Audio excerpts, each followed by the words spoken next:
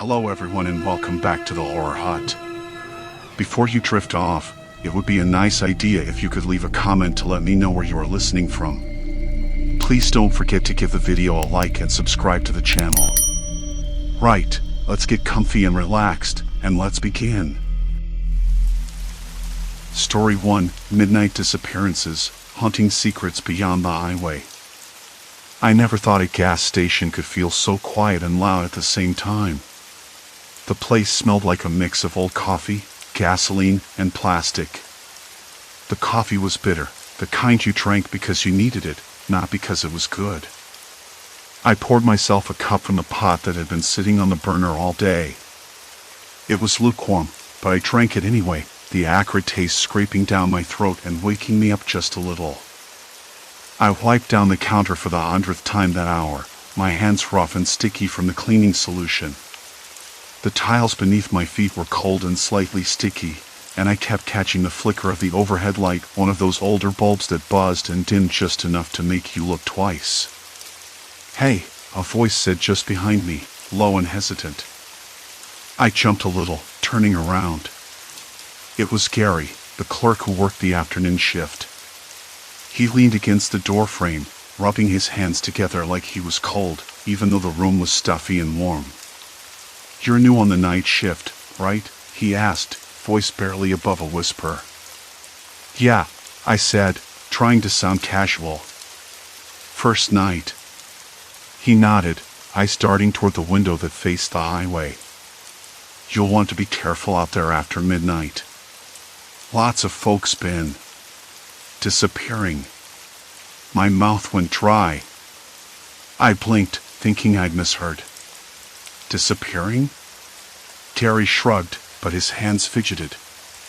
"No one talks about it much. Officially, it's just accidents or folks heading out and never coming back. But some of us know better." I forced a laugh. "Sounds like small-town gossip." He didn't smile. "Maybe. But you should stay off the highway after dark, especially past the old chemical plant. There was a leak or something a while back. Nobody's allowed to mention it, but it's bad. Real bad." I looked out the window at the empty stretch of road, the cracked asphalt glowing faintly under the street lamp's sputtering light. The wind stirred dry leaves across the lot, and a dog barked somewhere far off, sharp and sudden. "Why wouldn't they tell anyone?" I asked, pulling my jacket tighter around me. The air had chilled a bit now, and my skin prickled. Gary shrugged again. "That's the thing. They don't want trouble. Company money, lawsuits, you know how it goes. But people disappear, and no one knows why." "Not really." The words hung in the air, heavier than the stale coffee I'd just swallowed. I tried to shake it off, telling myself I was imagining things. After all, the highway was just a road, and the plant was closed years ago. Still, the idea gnawed at me. Later that night, a car pulled in just before midnight. I noticed the driver right away, nervous, hands tapping the steering wheel, eyes flicking to the rearview mirror like he expected someone to follow. He bought a couple of energy drinks and a pack of gum, barely speaking above a whisper. I caught the scent of sweat and something chemical, sharp and unsettling. "Heading out?" I asked, trying to sound friendly. He gave me a quick nod, eyes narrowing. "Yeah. You shouldn't be out here long. After midnight, it gets odd." I frowned. "Odd how?" He glanced over his shoulder, voice dropping lower. "You ever hear about the leak? The one nobody talks about? That road past the plant? Don't go that way. Please." The car's engine idled, the rumble vibrating through the floor. I watched him pull away, headlights cutting a pale path into the darkness. The smell of burnt rubber lingered, and I found myself staring out the window long after he disappeared. The clock ticked past 12. The night deepened. Silence. Complete silence. I couldn't tell if the hairs on the back of my neck were standing out because of the cold or something else. My hands trembled, whether from the chill or nerves, I wasn't sure. The flickering light buzzed overhead, casting quick shadows that seemed to twitch just beyond the edges of my vision. And then, from somewhere beyond the gas pumps, I heard it, a faint, steady hum, almost mechanical, like something running underground or hidden beneath the cracked asphalt. I strained to listen, but it stopped as suddenly as it began. I blinked at the empty lot, the scent of gasoline sharp in the night air. Something was wrong, that much was clear. But what? I poured another cup of coffee, this one colder than before, and stared out at the road I wasn't supposed to take. The highway stretched into the blackness, a ribbon of asphalt swallowed by the night. I wondered if I'd be foolish enough to drive it someday, or if the road would wait for me, patient and silent, just like the others. The hum of distant traffic barely reached me, but beneath that faint noise, a different sound stirred, soft, rhythmic, almost like footsteps on dry leaves. I turned sharply, heart skipping. Nothing. Just the shadows shifting with the wind.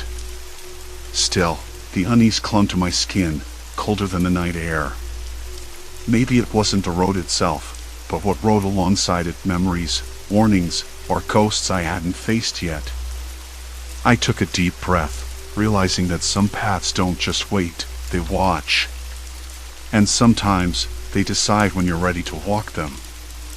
A whisper brushed past my ear, fleeting in close, leaving me frozen in place. The whisper faded just as quickly as it had come, leaving a hollow silence that pressed down on me like a damp blanket. I leaned forward, squinting into the gloom beyond the flickering neon sign. The air smelled faintly of gasoline and pine, but there was an undercurrent of something else, something metallic, almost acrid. I rubbed my arms, the chill crawling into my skin despite the store's weak heat. This place wasn't just isolated, it felt abandoned in a way I couldn't shake. The bell above the door jingled, slicing through the stillness. I turned quickly, heart thudding. A man stood there, his face half hidden beneath a baseball cap pulled low. He looked tired, like he'd been driving for hours. His eyes darted nervously around the store before settling on me. "Hey," he said, voice rough but low. "You're the new night clerk, right?" I nodded, chewing my lip. "Yeah. You know about the disappearances?" He hesitated, then nodded. "Word travels fast around here. Folks around town whisper about it like it's some kind of curse, but it's not that simple." I motioned toward the coffee, hoping to buy some time. "I've heard warnings. Everyone's scared to talk about what's really going on." He glanced over his shoulder, then leaned in closer. "You want the truth? It's the highway. Not the people. Not some criminal gang. Something else. Something they don't want anyone poking at."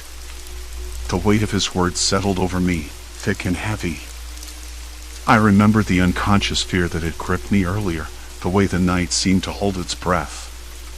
"Chemical leak," I said quietly, testing the phrase aloud as if it were a puzzle piece I didn't quite understand. His eyes darkened. "That's what I'm saying. There was an accident months ago. A tanker spilled something toxic near the highway, but the company and the officials buried it. No warnings, no alerts. Just hush-hush, like it never happened." I swallowed hard. But why the disappearances? People who drive that stretch after midnight. They start coughing, get dizzy, sometimes vanish. No one knows where they go. The company's been paying off families, keeping quiet. But the truth's bleeding out. Folks around here are scared, and the cops, they don't ask questions. "Do you have proof?" I asked, voice barely above a whisper. He pulled a folded newspaper clipping from his pocket, edges yellowed and worn. The headline read, "Mysterious Disappearances Baffle Authorities." Beneath it, a grainy photo of the highway, with a small plume rising in the distance. I traced the words with my finger, the paper crackling. "This is old. What about recent cases?" He shrugged, eyes flicking toward the door. "People don't talk openly anymore. But you'll hear things if you listen." His words lingered just as a soft thud echoed from the back room. I jumped, heart racing. The man's eyes narrowed. "You hear that?" "Probably just the store settling," I said, though my voice wavered. The back door creaked open a fraction, a draft slipping in like a ghost. The smell hit me again, sharp and chemical, like bleach mixed with decay. He shook his head. "Nope. Doesn't feel right." The fluorescent lights overhead flickered, casting long shadows that danced along the peeling walls. I felt a cold sweat bead at my hairline despite the chill. "I'm going to check," I said, forcing my feet to move. He hesitated but followed. Together, we crept toward the rear storage room, the floorboards creaking beneath us. The smell grew stronger, making my throat tight. I covered my mouth with my sleeve, tasting something bitter and metallic. Inside, boxes were stacked haphazardly, some torn open, their contents spilled like forgotten secrets. In the corner, a plastic container leaked a dark liquid, pooling on the floor. My stomach churned. "What is that?" I whispered. The man shook his head again, grim. "Don't know. But it's not right." Suddenly, a low rumble vibrated through the ground.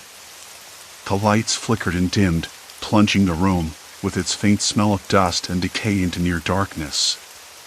My hands trembled as I reached for the light switch. The bulb buzzed, then snapped off with a pop. Silence. Complete silence. I could hear the distant hum of a truck engine on the highway, slow and steady. Then another sound, a faint tapping, like someone walking just beyond the edge of the property. "Stay here," I said, voice firmer than I felt. I grabbed a flashlight from the counter and stepped outside. The cold hit me like a wave, biting through my jacket. The beam sliced through the blackness, catching nothing but gravel and dry leaves. The tapping came again, closer now, echoing off the empty fields. I spun around. Nothing. I was alone. Or so I thought. Back inside, the man's voice cracked through the gloom. "You shouldn't be out there." "I'm fine," I said, but my breath came quick and shallow. He stepped into the light, eyes wide. "Listen, there's more to this than just a spill. People have been disappearing into thin air. I've seen it myself." "Seen what?" He swallowed hard. "Cars just stop on the side of the road, drivers get out, and then nothing. No tracks, no clues. Just gone. And if you get too close to the spill area, you start losing time. Minutes, sometimes hours. It's like the air itself steals you away." I laughed, but it was hollow. "That sounds impossible." "Maybe. But it's real. And it's why no one drives that highway after midnight. Except you now." The clock ticked toward 1 a.m. The highway outside remained silent, but I couldn't shake the feeling that the road was watching, waiting for me to make a move. A sudden chill crawled down my spine as I realized just how small and exposed I was in this forgotten corner of the world. "Why tell me this?" I asked. "Because you're new," he said. "And because you asked. But mostly because you don't have to be alone in this." I nodded slowly, heart still hammering. The night was no longer just an empty stretch of road. It was a trap. A puzzle with pieces missing. And I was right in the middle of it. Outside, a faint glow appeared on the horizon, red and pulsing, like a warning light. I blinked. The highway was no longer empty. The red glow pulsed steadily on the horizon, like a heart beating out a warning I couldn't ignore. I rubbed my temples, trying to shake off the creeping tension, but it clung like a second skin. I could still hear the clerk's voice in my ear, all low and urgent. "You don't drive that highway after midnight. Not anymore. Not since." He'd stopped himself, eyes darting to the door like he half expected someone to barge in and drag him away. "It's not criminals. It's that damn chemical spill. The leak. The thing nobody talks about." I'd asked for more, because I needed to understand. But what I got was a tangled mess of half-truths, rumors, and silence. The spill had happened years ago, a pipeline rupture somewhere up the road, they said. The government stepped in, cleaned up what they could, but the truth was buried under layers of denial and corporate lies. The chemicals, some kind of toxic cocktail, still seeped into the earth, poisoning everything. And the disappearances? People just vanishing. Drivers, hitchhikers, locals. No bodies. No clues. I glanced at the clock. 1:01. The minutes ticked past, slow and heavy, like they were dragging me deeper into something I didn't want to face. My fingers trembled as I poured another cup of black coffee, the bitter taste grounding me, if only a little. The fluorescent light above flickered, casting long, jittery shadows over the cracked linoleum floor. Silence. Complete silence, except for the low hum of the fridge and the distant bark of a dog that sounded more like a warning than a call. "You're not thinking of going out there, are you?" The clerk's voice sliced through the quiet. He was leaning against the counter, eyes dark and tired. "Once you cross that line, it's different. You don't get to come back the same." I swallowed hard, trying to ignore the lump forming in my throat. "I have to know," I said. "If there's something wrong, I need to see it. I can't just wait here." He shook his head slowly.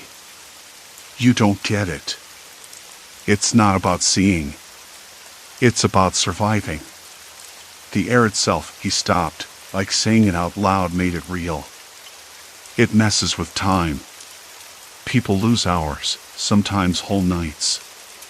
When they come back, they're changed, hollow, and then they disappear again." I wanted to laugh it off, but the tremor in my hands betrayed me. "That sounds like a bad dream." "Maybe," he agreed, voice low. "But it's what's out there. And it's why the highway's empty after dark. Because nobody wants to be caught in that. Nobody wants to lose themselves." The words hung between us, heavy and suffocating. I swallowed another mouthful of coffee, feeling a bitter burn that crawled down my throat and settled deep in my chest. Outside, the red light pulsed again, brighter now, casting an eerie glow through the dusty window. I could almost see the road twisting, alive and waiting. "Why tell me all this now?" I asked. "Why not just warn me off and forget about it?" He hesitated, then shrugged. "Because you're new. And because you asked. But mostly, because you're already in it. There's no turning back." The chill that had been crawling down my spine became a cold wave that washed over me. No turning back. Those words echoed in my mind as I stood there, unsure whether to feel anger or fear. The highway outside wasn't just a road anymore. It was a trap, a slow-motion snare that tightened with every passing minute. I glanced at the broken payphone by the door, its receiver hanging loose. The static from the old radio behind the counter crackled softly, as if the night itself was trying to communicate through the white noise. I felt a strange mixture of isolation and exposure, like standing in the middle of a stage with no audience, No exit. Have you? I started, then stopped. The question felt too dangerous to voice. Have you seen anyone come back from the spill area? Anyone who could tell me what's really happening? He looked away, jaw tight. A few. But they don't talk. Not really. They keep to themselves, or they vanish again. I pressed my lips together, the taste of old metal lingering. I wanted to argue, to demand more details, but something in his eyes warned me off. Instead, I nodded slowly, the weight of his words sinking in. The clock ticked to 1:05. Outside, the red glow was brighter, pulsing faster, like a warning siren without a sound. I stepped closer to the window, the cold glass rough against my forehead. The night air was thick with something I couldn't name, something chemical and sharp that slipped under my skin and made my breath catch. I looked back at the clerk. If I'm already in it, what happens now? He shrugged again, but his eyes told a different story. You keep working. You keep watching. You don't drive that highway after midnight. I knew that wasn't good enough. Not for me. Not anymore. The night pressed in, the ticking clock, the flickering light, the pulsing red on the horizon. I realized then that whatever this was, whatever had taken those people, it wasn't some accident waiting to be uncovered.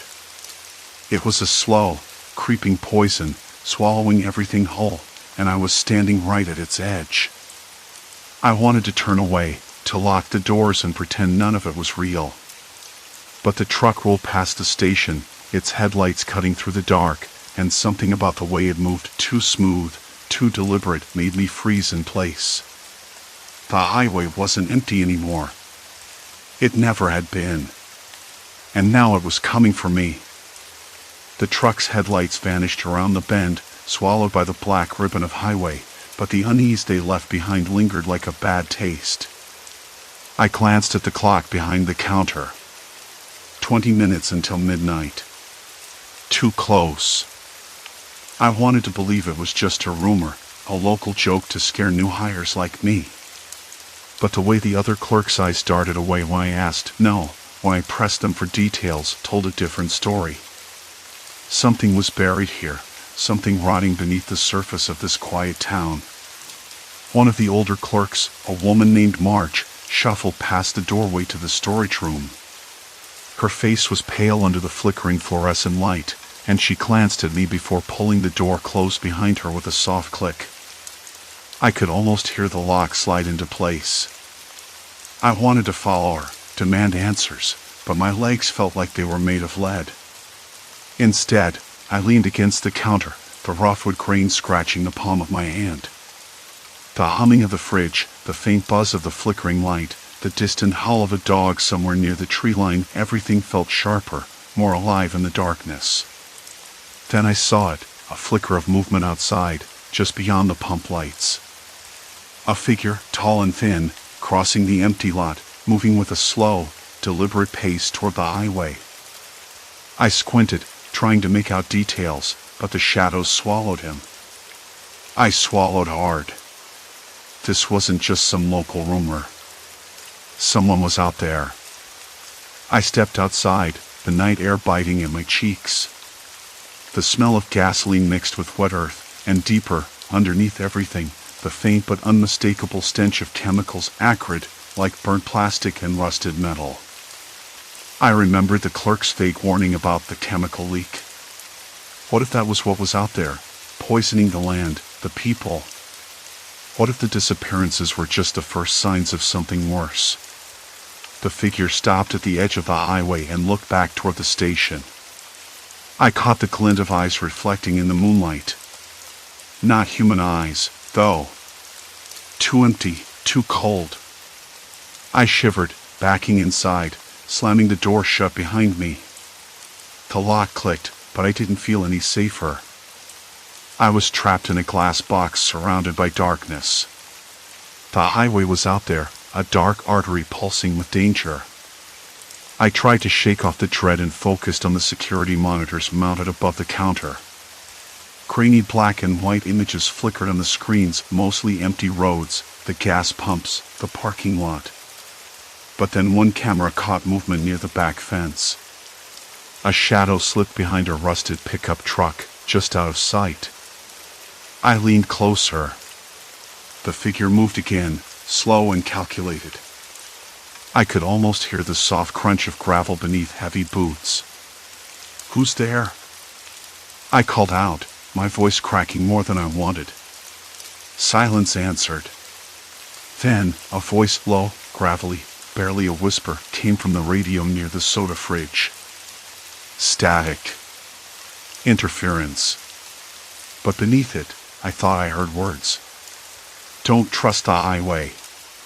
My breath caught. I stared at the radio, fingers trembling as I reached to turn it off. The hiss of static stopped. The store was silent again, except for the occasional drip from a leaking pipe somewhere in the back room. My mind raced.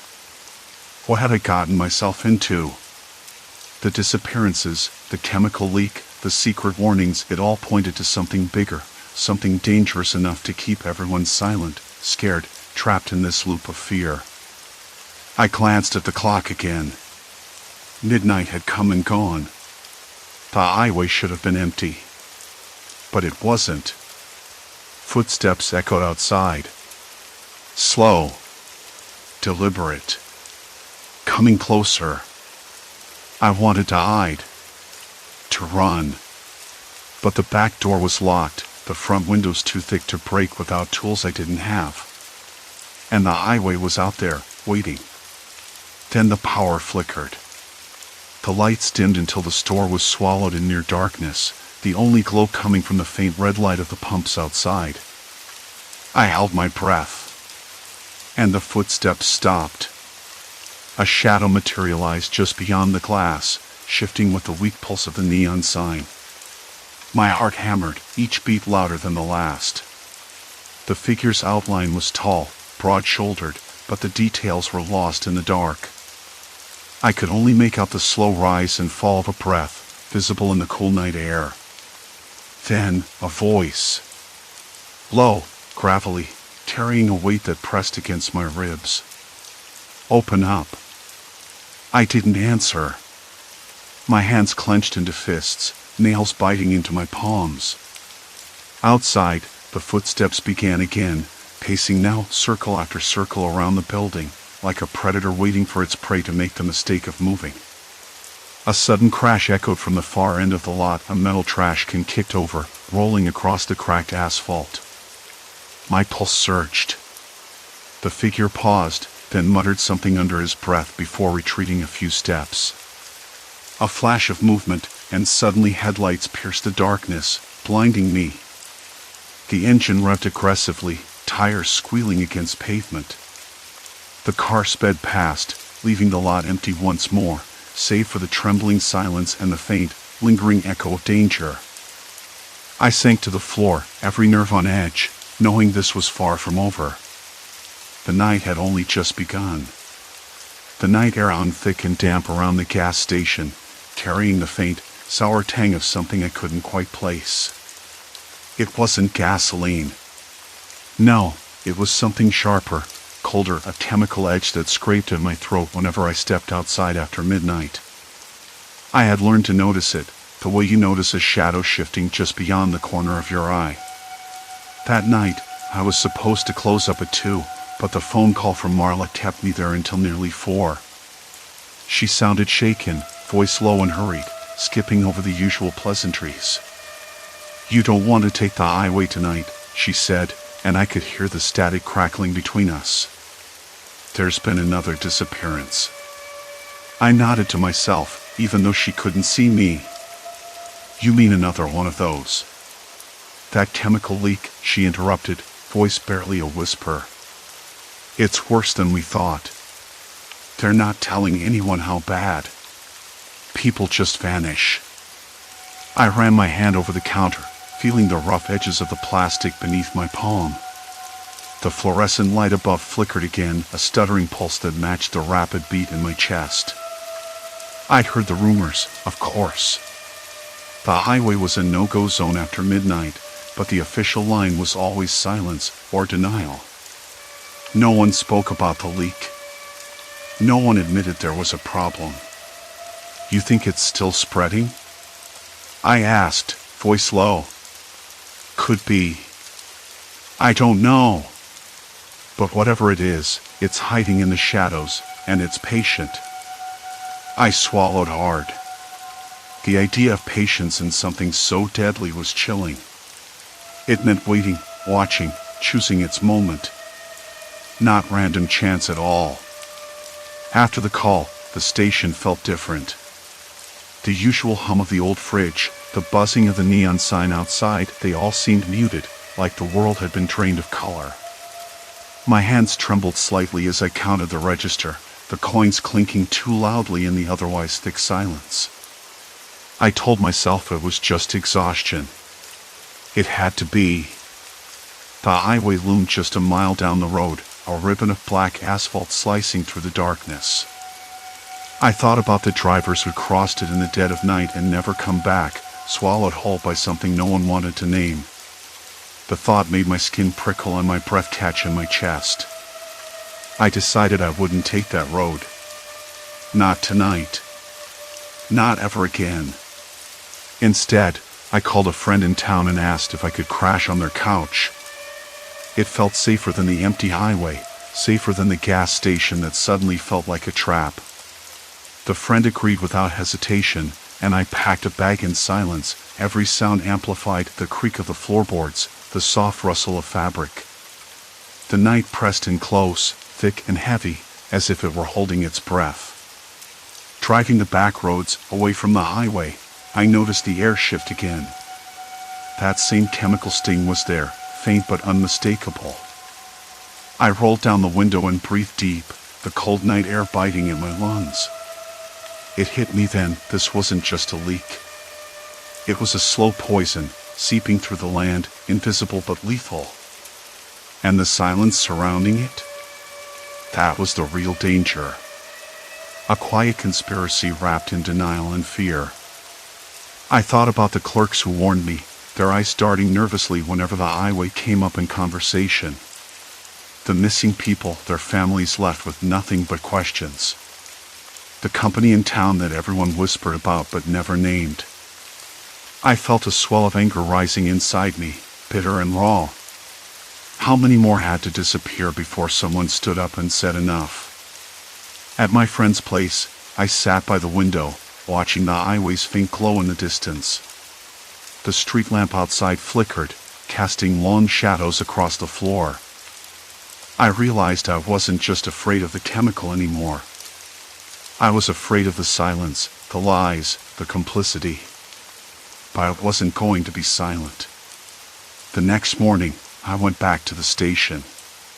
The sun was weak, pale against the gray sky, but it was enough to expose the grime and rust that coated the old pumps. I found Marla in the break room, staring at a crumpled newspaper clipping, a story about the disappearances, buried deep in the back pages, almost hidden. "We can't keep pretending," I said, voice steady even though my hands shook. "People need to know." She looked up, eyes tired but resolute. "I'm scared, but maybe it's time." Together, we started gathering what we could, old reports, witness accounts, anything that hinted at the truth. It wasn't much, but it was a start. The weeks that followed were a blur of whispered conversations and quiet determination. Word spread slowly, cautiously. Some people looked away, others listened with haunted eyes. The highway remained dangerous, but now it held a different meaning. Not just a place of fear, but a symbol of resistance. I never stopped smelling the chemical edge in the air. It was a reminder, a scar on the landscape and on our collective conscience. But I learned to live with it, to carry the weight of the truth like a burden I willingly bore. One night, as I locked the station doors behind me, I paused and looked down the highway. The sky was clear, stars scattered like pinpricks of light. The silence was no longer empty. It was charged with possibility. I took a deep breath, cold and sharp, and walked away. The road was still there, dark and dangerous, but I wasn't walking it alone anymore.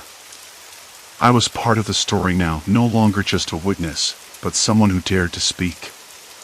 And in that, there was a kind of quiet hope. Story 2, Room 207, The Wrong Door Nightmare. The neon sign outside sputtered like it was gasping for air. I checked my phone. No signal. Figures. This stretch of highway had been a dead zone for miles. The screen lit up with a stubborn spinning wheel before finally blinking no service. Great. I'd been driving since mid-afternoon, chasing fading daylight and trying to keep my eyes open past the usual point where exhaustion kicked in. I told myself I could handle one night here, rough as it looked. Besides, the sun was nearly down, and the next town was another 50 miles away. No way I was hitting the road again. The parking lot was cracked and pocked. A few cars sat scattered, their surfaces dusty, windows streaked with grime. The air smelled like burnt rubber and stale coffee. I grabbed my bag from the back seat, the zipper catching briefly on a loose thread. The motel's front door was propped open with a chipped wooden wedge, creaking softly in the chilly breeze. Inside, the lobby felt colder than outside. Fluorescent bulbs buzzed overhead, casting a sickly light that made the faded floral wallpaper look even more tired. Behind the counter, a middle-aged man with a scruffy beard and a baseball cap that looked like it had seen better decades sat scrolling on his phone. He barely glanced up as I approached. "Room for one," I said, trying to keep my voice steady. "Just for the night." He nodded without enthusiasm. $30. He slid a battered room keycard across the counter. "Room 207. Second floor." I glanced up at the peeling floor plan hung crooked on the wall. Rows of rectangles, some blacked out, others marked with faded numbers. The paint on the frame was chipped, and a small spider web clung stubbornly in the corner. "Second floor?" I asked, pointing to the map. "Yeah." His eyes flicked back to the phone. "Elevators out. Stairs at the end of the hall." I tucked the card into my jacket pocket and headed toward the hallway. The carpet was threadbare, its pattern swallowed by dirt and years of neglect. The walls were a pale, peeling cream, cracked in places like old plaster. The faint smell of mildew rose from somewhere beneath the surface. The stairwell was narrow and dim, lit only by a single bulb that flickered unpredictably. I kept my hand on the railing, the metal cold and rough under my fingers. My footsteps echoed too loudly in the quiet, and I caught myself slowing down to listen, as if expecting something to answer back.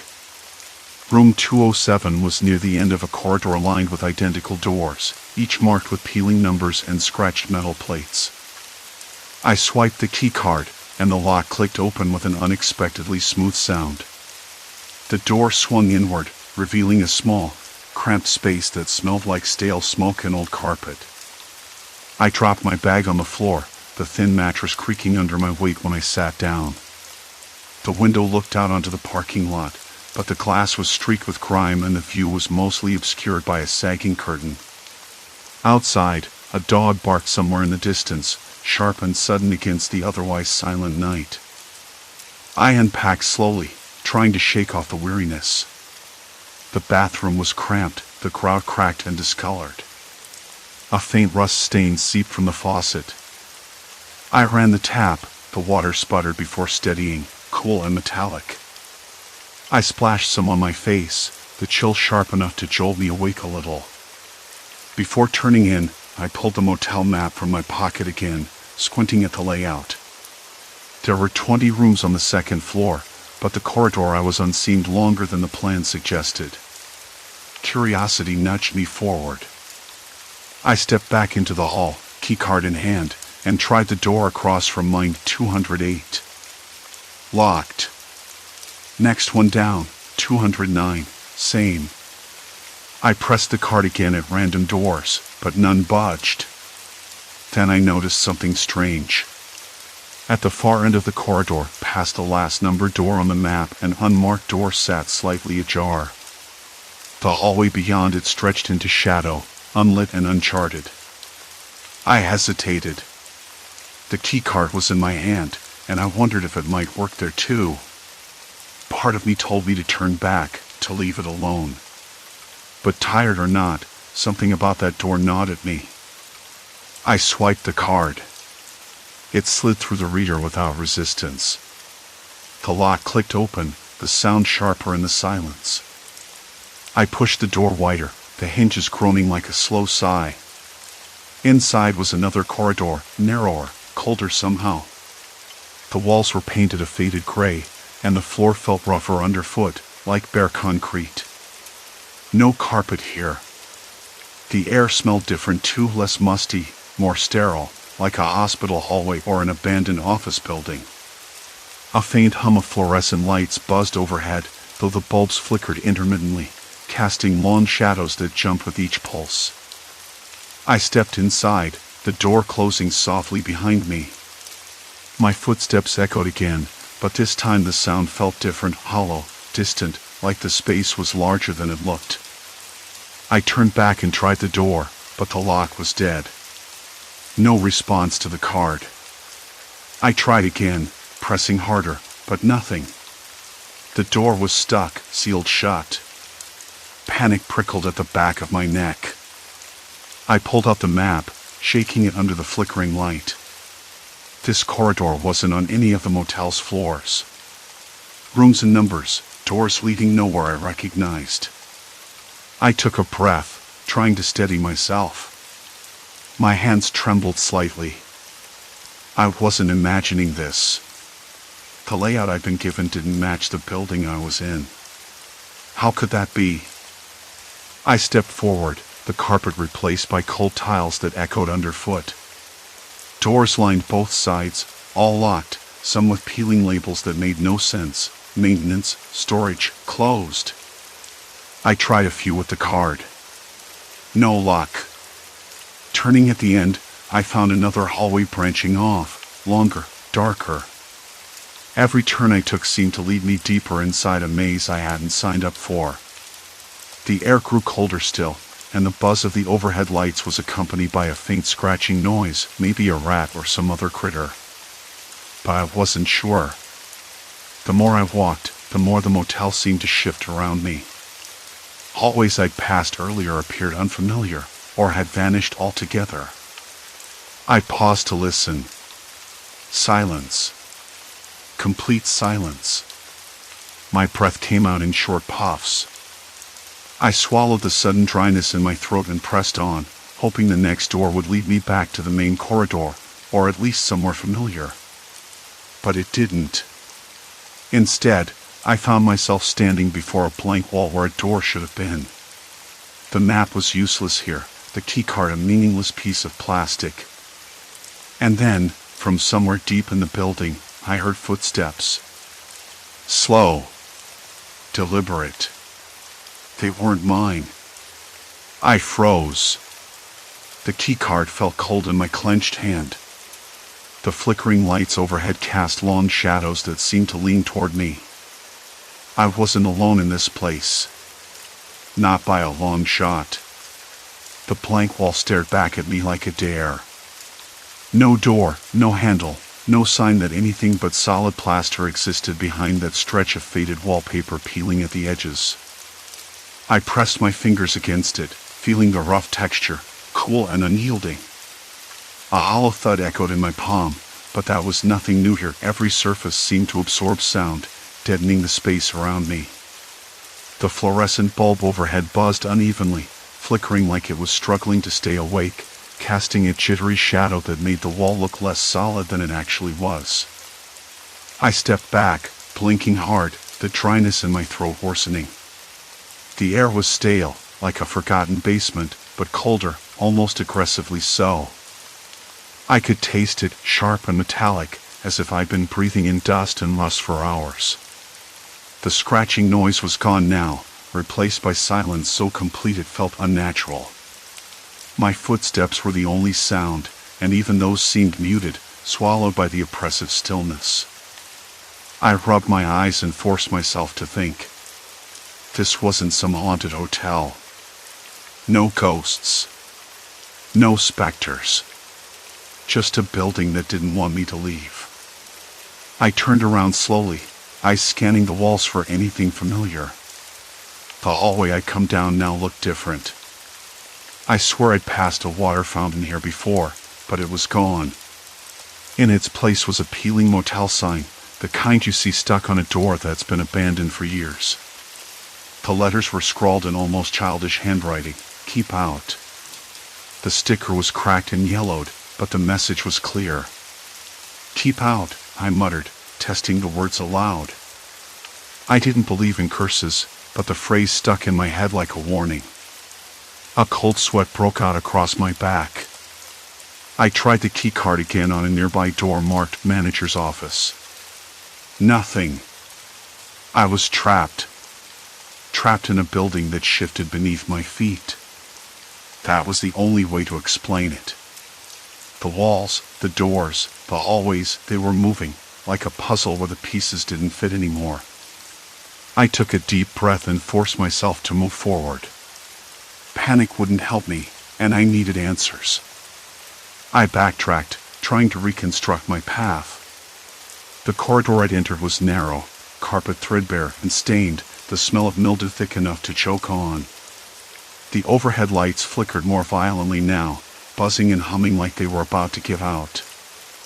I passed doors, all locked, some with peeling labels that made no sense. Maintenance, storage, closed. I tried a few with the card. No luck. Turning at the end, I found another hallway branching off, longer, darker. Every turn I took seemed to lead me deeper inside a maze I hadn't signed up for. The air grew colder still, and the buzz of the overhead lights was accompanied by a faint scratching noise, maybe a rat or some other critter. But I wasn't sure. The more I walked, the more the motel seemed to shift around me. Hallways I'd passed earlier appeared unfamiliar, or had vanished altogether. I paused to listen. Silence. Complete silence. My breath came out in short puffs. I swallowed the sudden dryness in my throat and pressed on, hoping the next door would lead me back to the main corridor, or at least somewhere familiar. But it didn't. Instead, I found myself standing before a blank wall where a door should have been. The map was useless here, the keycard a meaningless piece of plastic. I ran my fingers over the wall again, desperate. Then I noticed something else, a faint outline, like a door frame pressed into the plaster but never finished. I crouched down to get a better look, tracing the shape with the tip of my finger. The plaster was cracked along the edges of the outline, and just beneath the surface, I could almost see the shadow of hinges. A hidden door. I leaned closer, my ear against the cold wall, heart thudding so hard I thought the whole place might hear it. Nothing. No creaks, no voices, no movement. Just the dull thrum of the fluorescent light overhead. I stood up, feeling a cold sweat break out again. This was no simple mistake. Someone had sealed this door for a reason. But who? And why?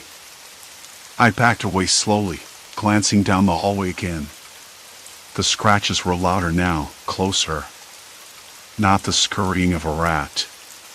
No, this was deliberate, slow, methodical. Human. That's when I heard it. Footsteps. Soft, cautious, deliberate footsteps coming from behind me. I spun around. Empty hallway. No one in sight. The scratching stopped. The silence pressed in. I pressed my back against the wall and pulled out my phone. No signal. Great. I tried to call out, voice shaking. Hello? Is anyone there? Only my echo answered. A cold draft brushed past me, carrying a faint smell of cigarette smoke and something else too faint to place, but unpleasant, like sweat and stale beer. I swallowed again, heart hammering. Someone was here. Watching. Waiting. I slid down the wall, sitting on the stained carpet, trying to steady my breathing. The key card. The map. The locked doors that shouldn't be locked. The hidden door. Everything pointed to one thing: this place was a trap. But why? And what did they want? The thought clawed at me, sharp and insistent. I needed to find out. I stood up, hands trembling. If I was going to get out of here, I had to start looking for a pattern. For clues. For a way to open that door.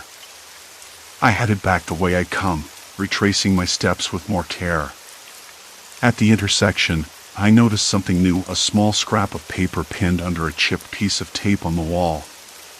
It was almost invisible, blending into the peeling paint. I pulled it free. A crudely drawn map. Not the official one the front desk gave me, but a different layout. There were markings, circles, item, and a scrawled note: "Don't trust the keys." I frowned. What did that mean? I flipped the paper over. Nothing else.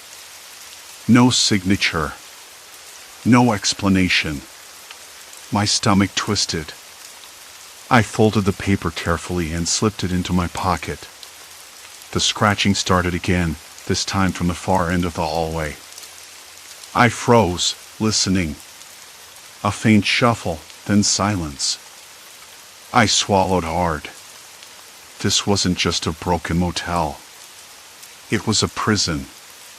And I was the only prisoner. I tried the doors marked "Emergency Exit." Locked tight. I pressed my ear to one. No sound. I looked down at my key card. It worked on the room I'd first entered. The one that didn't exist. But nowhere else. A cold wind whispered through the cracked windows, carrying the scent of forgotten memories. The thought dawned on me slowly. Maybe that room wasn't just a room. Maybe it was a hub. A point to which all these shifting hallways led. If I could get back there. If I could figure out what was hidden behind that sealed door. Maybe then I could find a way out. The scratching resumed, louder now, closer. I turned and ran. I didn't know where I was going. I only knew I had to keep moving. To stay ahead of whatever was out there. I didn't look back. The flickering lights overhead cast long shadows that danced wildly on the walls. I stumbled through the maze, each step echoing in the silence. And then, just when I thought I might collapse, I saw it. A door. Unlocked. Faint light spilling out from underneath. I reached out, fingers trembling, and pushed it open. The room was small and windowless, lit by a single bare bulb swinging from the ceiling. Inside, a desk covered in papers and an old rotary phone sat against the far wall. The air smelled of dust and old coffee. I stepped inside, the door clicking shut behind me. And then, from somewhere deep within the motel, a voice whispered, "Welcome back."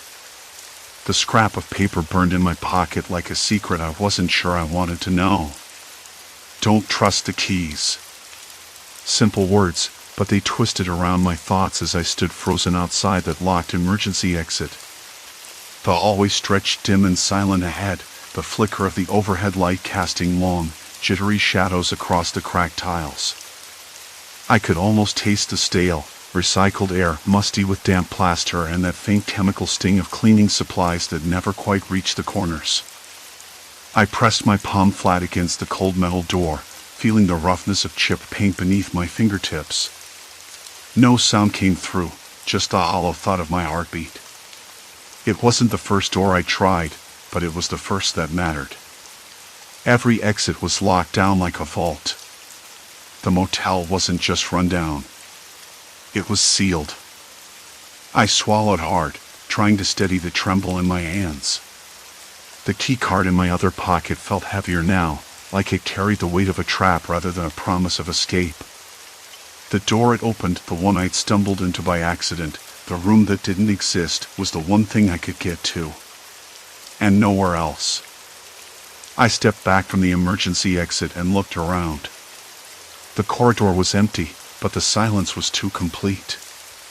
No distant voices, no cars outside, no clinking of glasses from the lounge downstairs. Only that faint scratching noise from before. It had stopped again. I couldn't tell if I was waiting for it or trying to ignore it. My breath fogged the air, cold and heavy with silence. The motel's ancient air conditioner groaned in the distance, like it was struggling to breathe, to keep the stale air moving through this labyrinth of peeling wallpaper and flickering bulbs. I tapped the folded paper in my pocket, fingers curling around the edges. The map wasn't just a crudely drawn layout. It was a reminder. A warning. Someone else had been here before, had seen what I was seeing, and had left a message, maybe to help, maybe to haunt. But the big question was, who? I had to know. I slipped the paper out and unfolded it again. The circles marked certain rooms, some with tiny notes like safe or watch. Others were just scribbles, crossed out. The scrawl was messy, like whoever made it was in a hurry or scared. Don't trust the keys. That nagged at me. The key card wasn't just useless outside the room. It might be dangerous. I glanced back toward the door I'd come through. The one that opened for me, and for me alone, apparently. I considered going back inside and locking the door behind me. The room was small, with cracked linoleum floors and a peeling wallpaper pattern that tried to look like faded florals. A single window, but it was boarded up from the outside. No fresh air. No way out.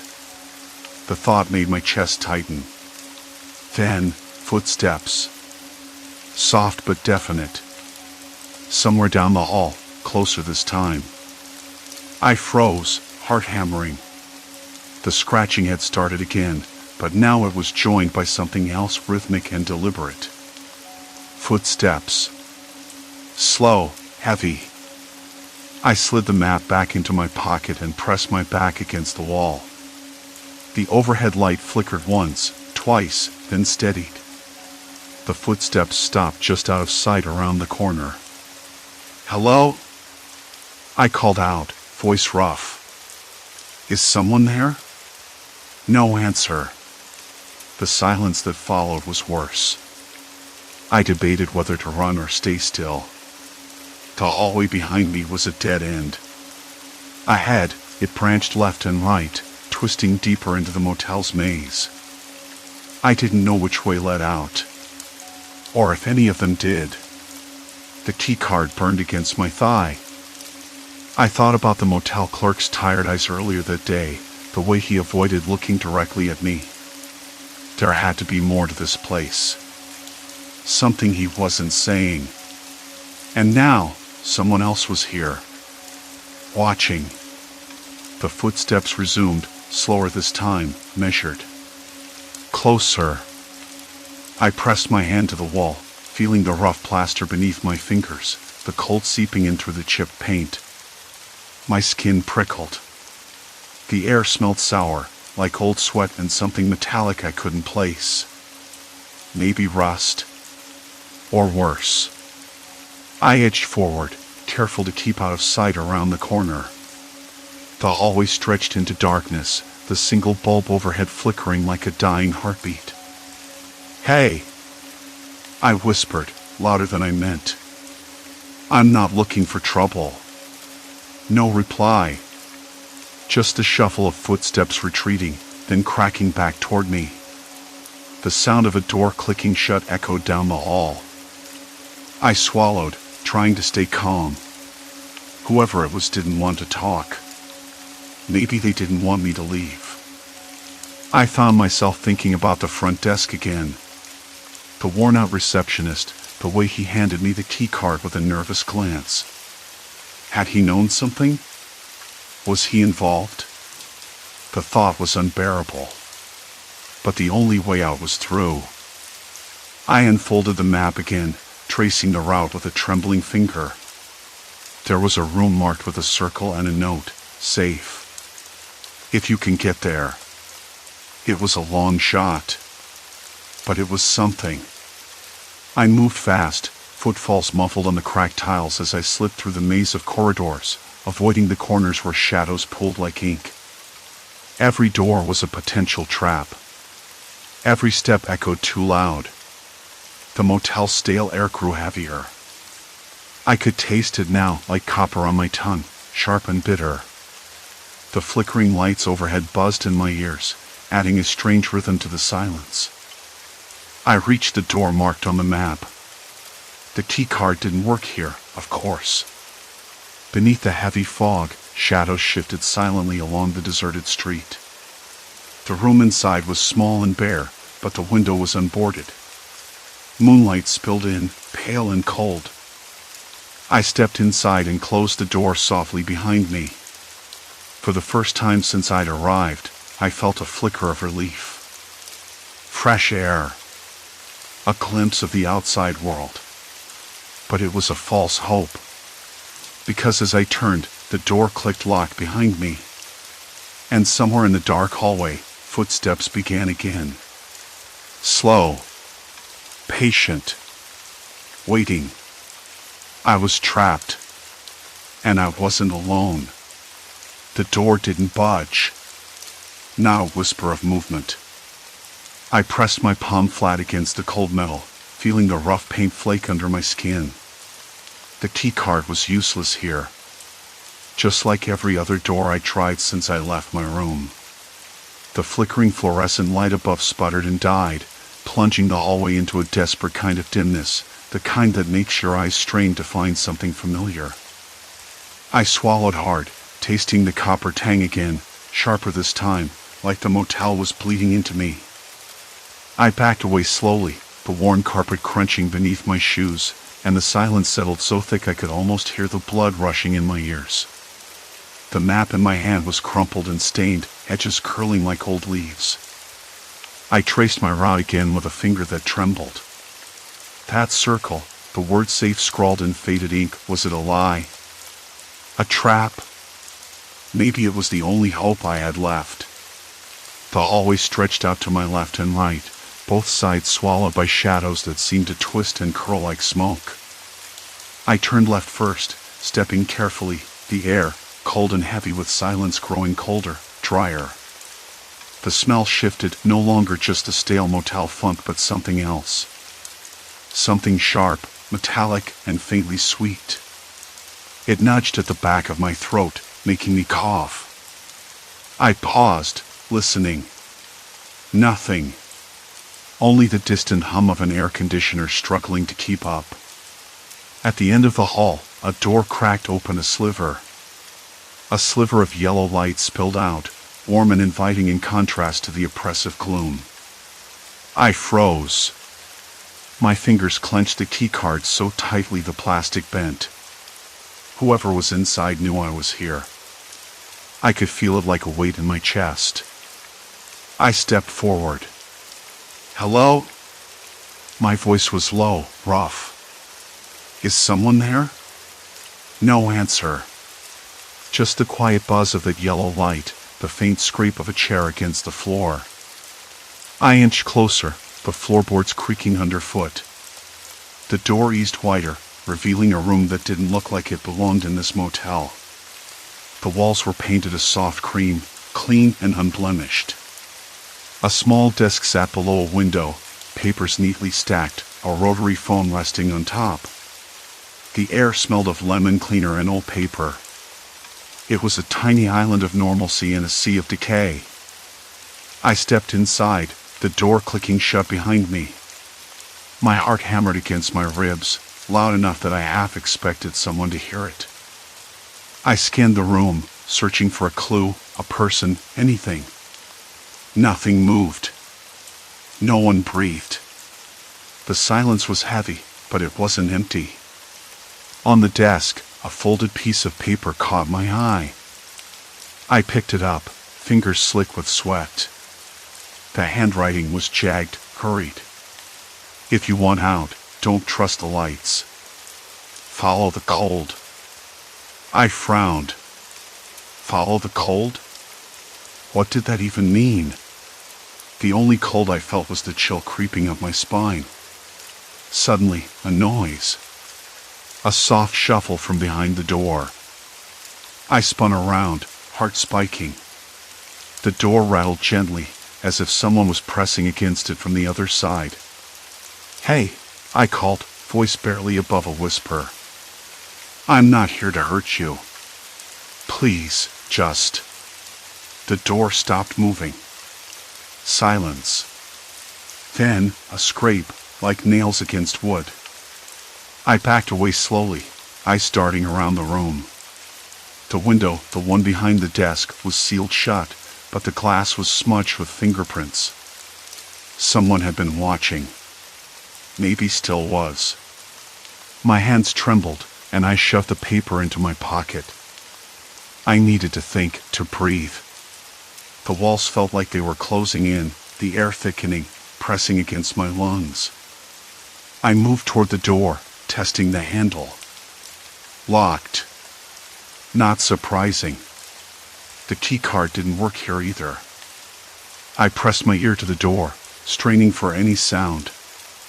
Nothing now. Just the faint hum of the lights outside. I took a deep breath, steadying myself. The note said not to trust the lights. Maybe the power was a clue. If I could find a place colder than this, maybe near an exit. I remembered the basement stairs marked faintly on the map, hidden behind a maintenance closet on the second floor. I'd avoided it before, the smell of damp and mold seeping from beneath the door enough to keep me away. But now, anything seemed better than this suffocating room. I pulled the door handle again. Locked tight. I pressed my shoulder against it, but it wouldn't budge. My frustration boiled over. I pounded on it, hard enough to make my knuckles sting. "Let me out," I hissed. Silence. Then, a muffled voice from the other side. Low, rough, almost a whisper. "You shouldn't be here." My breath caught. "Who is that?" No answer. I felt the hairs on my neck rise. That voice, close but unreachable, was enough to remind me how deeply I had fallen into this place's trap. I backed away from the door, heart pounding so hard I thought it might burst. My eyes caught a shadow shifting outside the small window. A figure, tall and thin, moving just beyond the yellow glow of the hallway light. I blinked, and it was gone. I swallowed the sudden dryness in my mouth and pulled the map back out. The basement stairs, if I could find them, maybe I could get to the lobby, or better yet, outside. I edged toward the window, peering out. The hallway stretched away, doors lining each side. The yellow light flickered again, wavering between life and death. I noticed something else, a small sign, half peeled and faded, taped near the ceiling at the far end. It said maintenance with an item pointing left. I hesitated. Maintenance meant tools. People. Maybe answers. But also risk. Whoever was out there could be waiting. Still, I had to try. I pressed my face close to the glass, listening. The corridor beyond was silent now, but I could hear something else, soft breathing, distant footsteps, the scrape of something heavy dragged across the floor. I swallowed my fear and leaned down, sliding the window a fraction. The glass didn't budge. I cursed under my breath. No escape that way. Then I noticed the vent near the ceiling, its grill loose, slightly ajar. It was a tight squeeze, but maybe I could fit through. The thought made my skin crawl, imagining the dusty crawl space above, cramped and dark. The moment the elevator doors slid open on the ground floor, the stale air of the lobby hit me like a wall. I stepped out, the faded linoleum tiles cool beneath my sneakers, and looked around. The reception desk was deserted, save for a dusty bell that hadn't been rung in what felt like years. The flickering fluorescent light above hummed and buzzed, casting uneven shadows onto the cracked plaster walls. I swallowed hard, taste sour and bitter in my mouth, and took a slow breath to steady the fluttering in my chest. I had to get out of that place. No question. Every hallway I tried led me deeper into the motel's guts. Locked doors, peeling wallpaper, the faint smell of mildew mixed with something coppery, old blood, maybe. I was certain now that the room my keycard had opened wasn't just a glitch or a misprint. It was deliberate. Someone wanted to trap me. My hands trembled as I slid the card through the reader again, hoping for a miracle, but the door stayed shut. I stepped back, pressing my shoulder against it, but it didn't budge.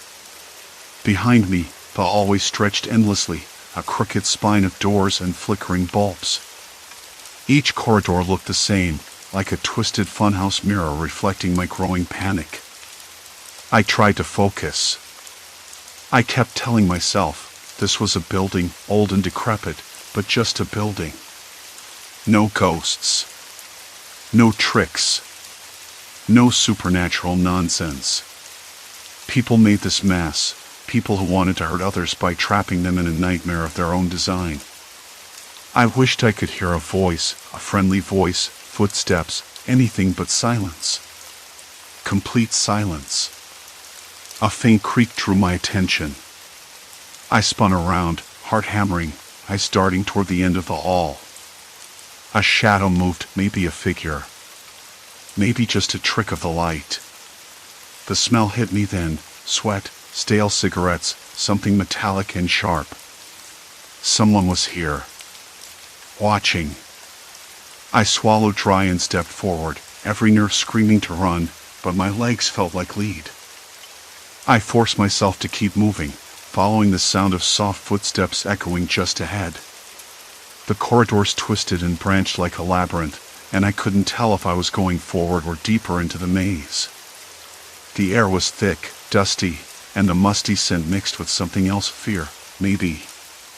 Or desperation. I didn't want to dwell on it, but my throat felt raw as if I'd been swallowing grit. I rounded a corner and stopped dead. There he was. A man, leaning against the wall, arms crossed, his face half hidden in shadows. His eyes caught mine, cold and calculating. He smiled, but it wasn't warm. It was a slow, deliberate thing that sent a shiver down my spine. Looking for a way out, he asked, voice low and smooth, like oil spilling over broken glass. I nodded, unable to trust my voice. He stepped closer, the floor creaking beneath his boots. This place isn't what it seems. You've stumbled into something you don't understand. I clenched my fists. Just let me leave. He laughed, a short, bitter sound. If I let you leave, then who's having the fun? I wanted to tell him to go away, to leave me alone, but my voice was caught in my throat. Instead, I studied him, his worn jacket, the dirt under his nails, the way his eyes glittered with something dangerous. Not supernatural. Just human. Predatory. Why are you doing this? I finally asked, voice rough. He shrugged. Boredom. Power. Maybe both. Doesn't matter. You're here now. I swallowed hard and glanced around, looking for a way past him. The hallway behind him stretched into darkness, but the opposite direction opened onto a stairwell. My gut told me to move, but my body froze. Then he took a step forward, and the fine hairs on the back of my neck stood up. I forced myself to breathe, slow and steady, and said, "I'm not your plaything." His smile faded for a moment, replaced by something almost like respect. Good. You'll need that. Without warning, he turned and walked away, disappearing around a corner. I waited, heart thumping, until I no longer heard his footsteps. I ran for the stairwell, each step echoing like a drumbeat in the empty shaft. The metal stairs were cold and rough against my palms as I gripped the railing, the smell of rust thick in the air. I pushed open the door at the bottom and spilled outside. The night air hit me like a wave, cool and real. The distant hum of traffic, the faint bark of a dog, the smell of wet asphalt after a brief rain. I closed my eyes, breathing it all in as if I might wake up. I was free. But free meant something different now. The motel's maze, the locked doors, the man's cold smile, they weren't just about a place. They were about fear, control, and the way people could trap others without any supernatural tricks. The horror wasn't in ghosts or curses, but in the very real evil people could carry with them. I walked down the cracked sidewalk, head low, hands in my pockets. The sky was cloudy, but a weak moon peeked through. I thought about the map I'd seen at the front desk, the one that didn't include my room. About the hallways that shifted like a puzzle. About the man who watched, who played. I realized something else, too. I wasn't the same person who checked into that motel. I stopped at a street lamp and looked back toward the motel. The building loomed dark and silent, its windows like empty eyes. I felt the weight in my chest, the exhaustion, the relief, and a deep, lingering unease. I knew I'd carry this with me. The way fear had sharpened my senses, forced me to see the world differently. The way I'd learned to trust no one, and yet, somehow, to hold on to hope. Because hope was the only thing that kept me moving. The only thing that could push me through the darkness. I swallowed hard, tasting the cool night air, and started walking. Away from the motel. Away from the maze. Away from the man with the cold smile. I didn't look back again. The road ahead was uncertain, but it was mine. And that was enough. Story 3, Living Clay, Statues That Watch. The first time I noticed something was off, I thought it was the morning light playing tricks on me. The statues were there, of course. My clay figures, half finished, cracked in places, some smoothed over with fresh plaster, lined the shelves and the workbench like silent witnesses. I always left them arranged in a way that made sense to me, or at least had some kind of order. The tall woman with her arms stretched out, the crouching boy with his head bowed, the faceless man with his shoulders hunched. I was certain I'd left them clustered near the back wall, away from the drafts. But now, the crouching boy was closer to the window, bathed in a pale light that made the plaster gleam. The faceless man had shifted too, angled toward the door as if watching me enter. My fingers itched to reach out and straighten them, but I hesitated. Had I moved them before I left and forgotten? The uncertainty nagged at me. I knelt down and ran a rough thumb over the boy's chipped knee, the plaster cool and gritty under my skin. I told myself it was nothing. Maybe the studio floor had warped, or a draft nudged them ever so slightly. It was an old building, after all.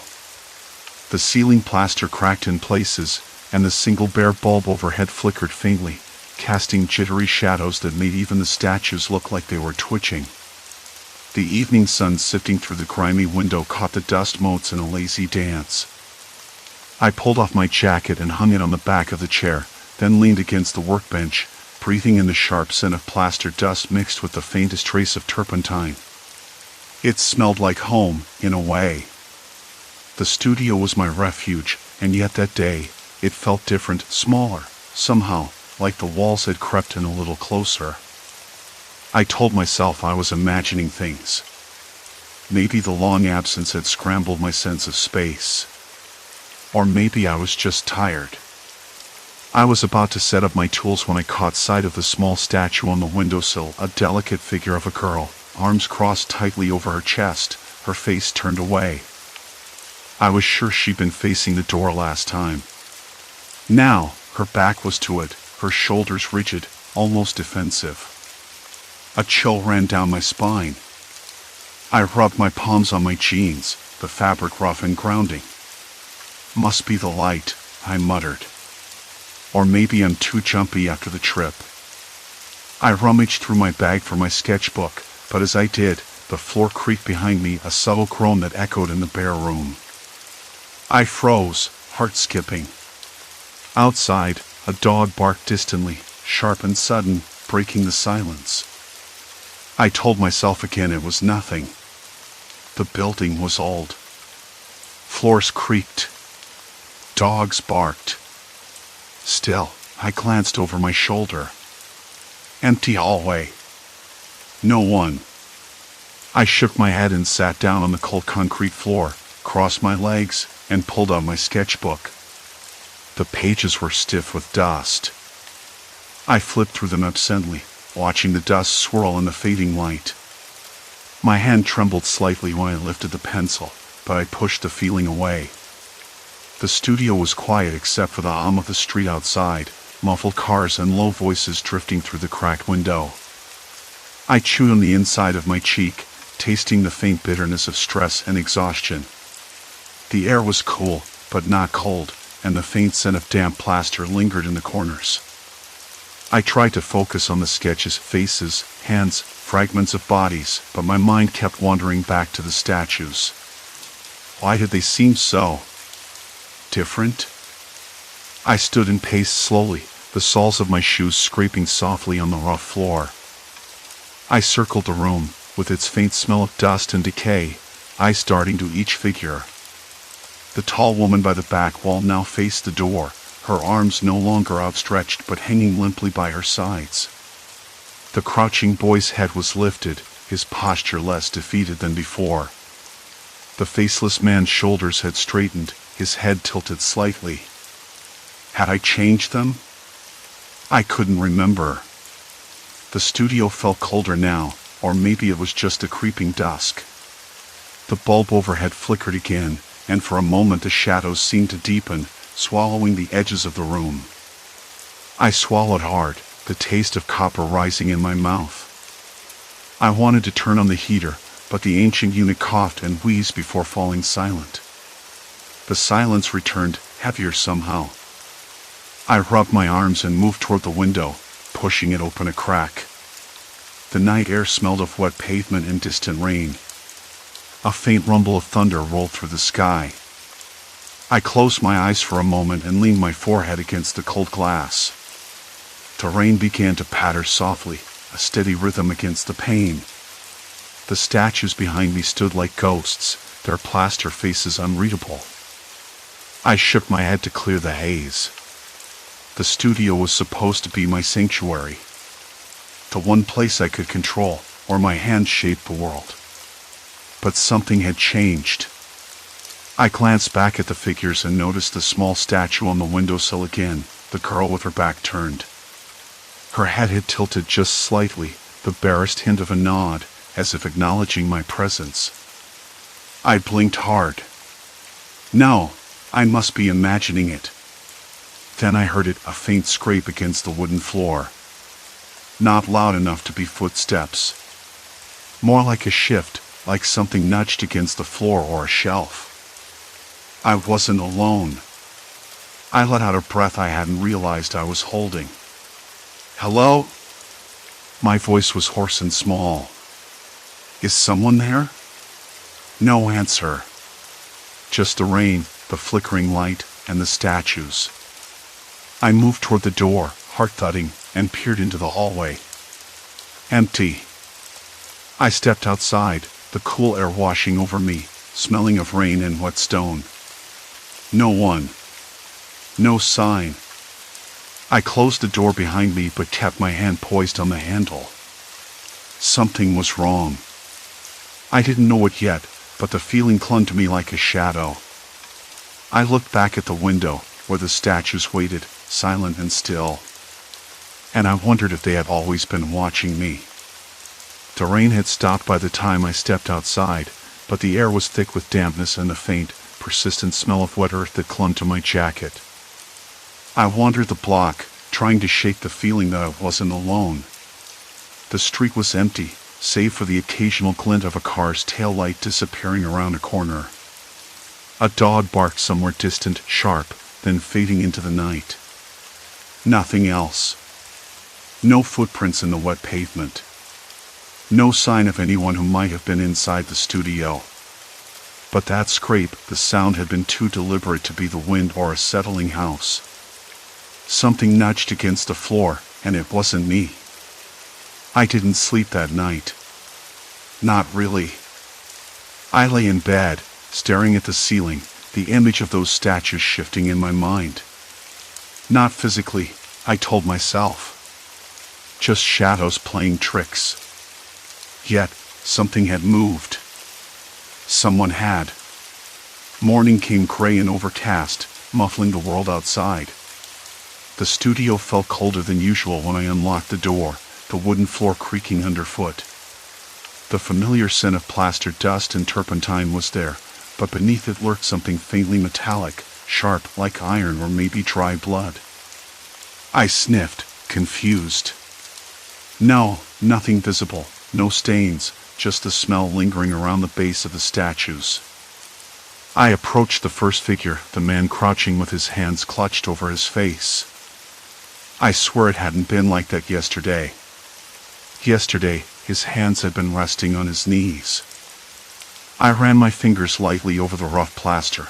The texture was unchanged, but the pose was different. I stepped back, heart thudding. The shift was subtle, but deliberate. I checked the others. The woman with the outstretched arm, her fingers curled slightly now, or before they had been open, as if reaching. The boy, who had been looking down, now tilted his head to the side, a gesture I recognized from a photograph of my brother after the accident, the look of someone trying not to cry. I realized I'd been right. Someone had been moving them. I searched for footprints, scuffed plaster, anything. The dusty floorboards near the statue showed faint impressions, not mine. The shape was too small for most adults, but too large for a child. I pulled my phone from my pocket and snapped pictures, then sat down heavily on the stool. The studio suddenly felt oppressive, as if the walls were closing in. The statues weren't just art anymore. They were messages, confessions, reminders.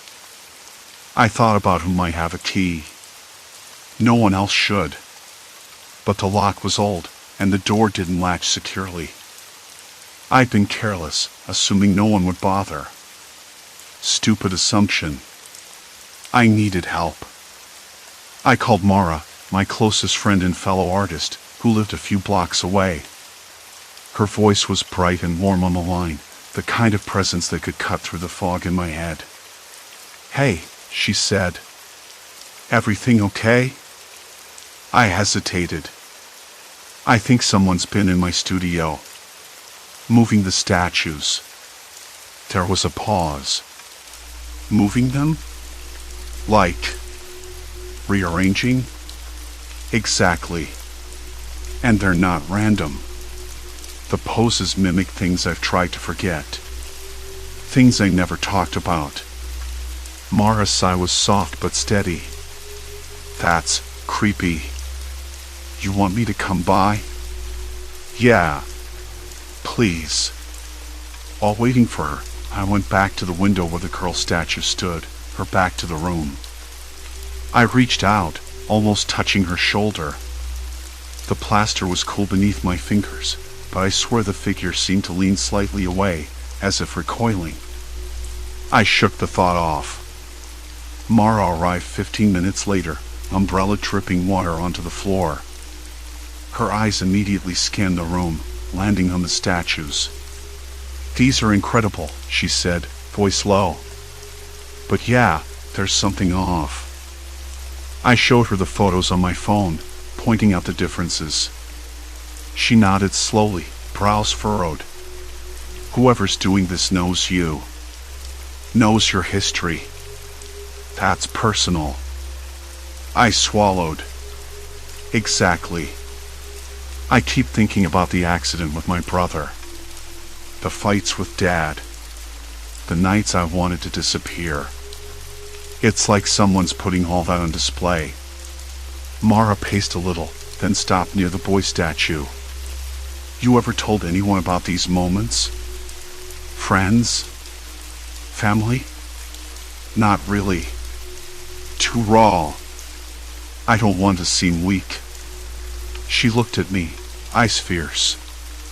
You're not weak. But maybe it's time to stop pretending you're alone. Her words hit harder than I expected. I nodded, but inside, a cold knot tightened. Have you checked the security system? She asked. I shook my head.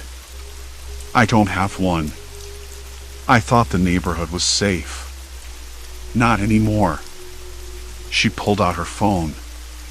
I can set something up, motion sensors, cameras. Something you can check remotely. Relief mixed with dread. The idea of surveillance felt invasive, but necessary. We spent the afternoon examining every inch of the studio. Mara helped me move the statues back to their original positions, marking each with small tags so I could tell if they were tampered with again.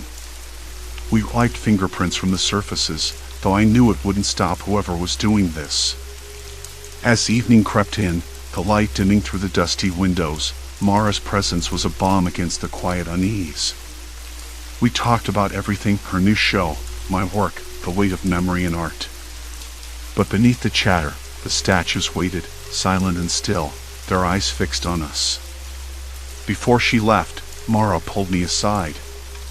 Listen, she said, voice low, urgent. If this is someone you know, someone close, it's not just about the statues. They're trying to get under your skin. Don't ignore that. I nodded again, but I was already feeling the walls closing in tighter than before. That night, I lay awake, the studio's image burned behind my eyelids. The statues had been moved again, I was sure of it. I imagined them shifting slowly in the dark, fingers curling, heads tilting, silent witnesses to a story I hadn't dared to tell. A sudden noise jolted me upright, a soft thud from the studio below. My breath caught in my throat. I listened. Silence. Complete silence. I reached for my phone, thumb hovering over the screen. Then I heard it again. A scrape. Closer this time. Someone was inside. And I wasn't ready to find out why. The scrape came again, sharper this time, dragging across the floorboards like fingernails on a chalkboard. Light from the street lamps spilled through the grimy windows, casting long, thin bars across the scattered tools and half-finished sculptures. The statues, those damned silent statues, stood unmoving, but I swore their eyes flickered, tracking me. It was absurd. Impossible. Yet the sensation clung like a second skin. I swallowed hard. Who's there? The words came out strangled, cracked. No answer. Just the scrape again, the subtle sound of movement across the floor. I forced myself to stand, every muscle taut, skin prickling with cold sweat. The floor felt uneven beneath my bare feet, rough bits of plaster and clay pressing hard. I walked forward, each step slow and deliberate, eyes darting between the statues' frozen faces, some cracked, others smooth and almost painfully human in their detail. One figure, tall, slender, a woman with her hands pressed to her temples, was no longer where I'd left her. She had been near the back wall, but now she stood near the entrance, her head tilted at a curious angle. I blinked, stepped closer. The plaster was chipped at the base, as if someone had dragged her across the floor. A cold rush burst through me. They'd been moved. Again. But not just moved, arranged. I crouched to examine the base. There, scratched into the dusty floor with something hard and sharp, were letters. I brushed away the dust, heart hammering, shame. The words sat there, stark and accusing. I staggered back, knocking over a small pile of plaster chips. The noise felt deafening. The studio seemed to inhale, the shadows tightening. I felt the weight of it, the message beneath the message. Someone wasn't just rearranging my statues, they were reliving my darkest moments. Not just mimicking the shapes, but the emotions, the memories I tried to bury beneath layers of clay and stone. The night I walked out on my family. The argument that broke everything. The day I buried my father's ashes in that forgotten corner of the garden. Every piece, every sculpture, was a fragment of my guilt. Someone knew. Had known all along. A thudding noise came from the far corner, near the door to the storage room. My pulse skipped. I crept closer, fingers brushing the rough wooden door frame. The door was slightly ajar, just enough to slip a hand inside. I hesitated.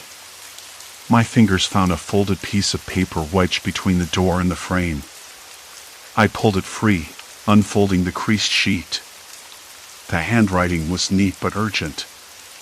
You can't run from this. I see you. I know what you hide. No signature. I swallowed past the lump in my throat, eyes darting back to the statues. They no longer seemed to be just frozen figures. They were accusations, witnesses, and threats all at once.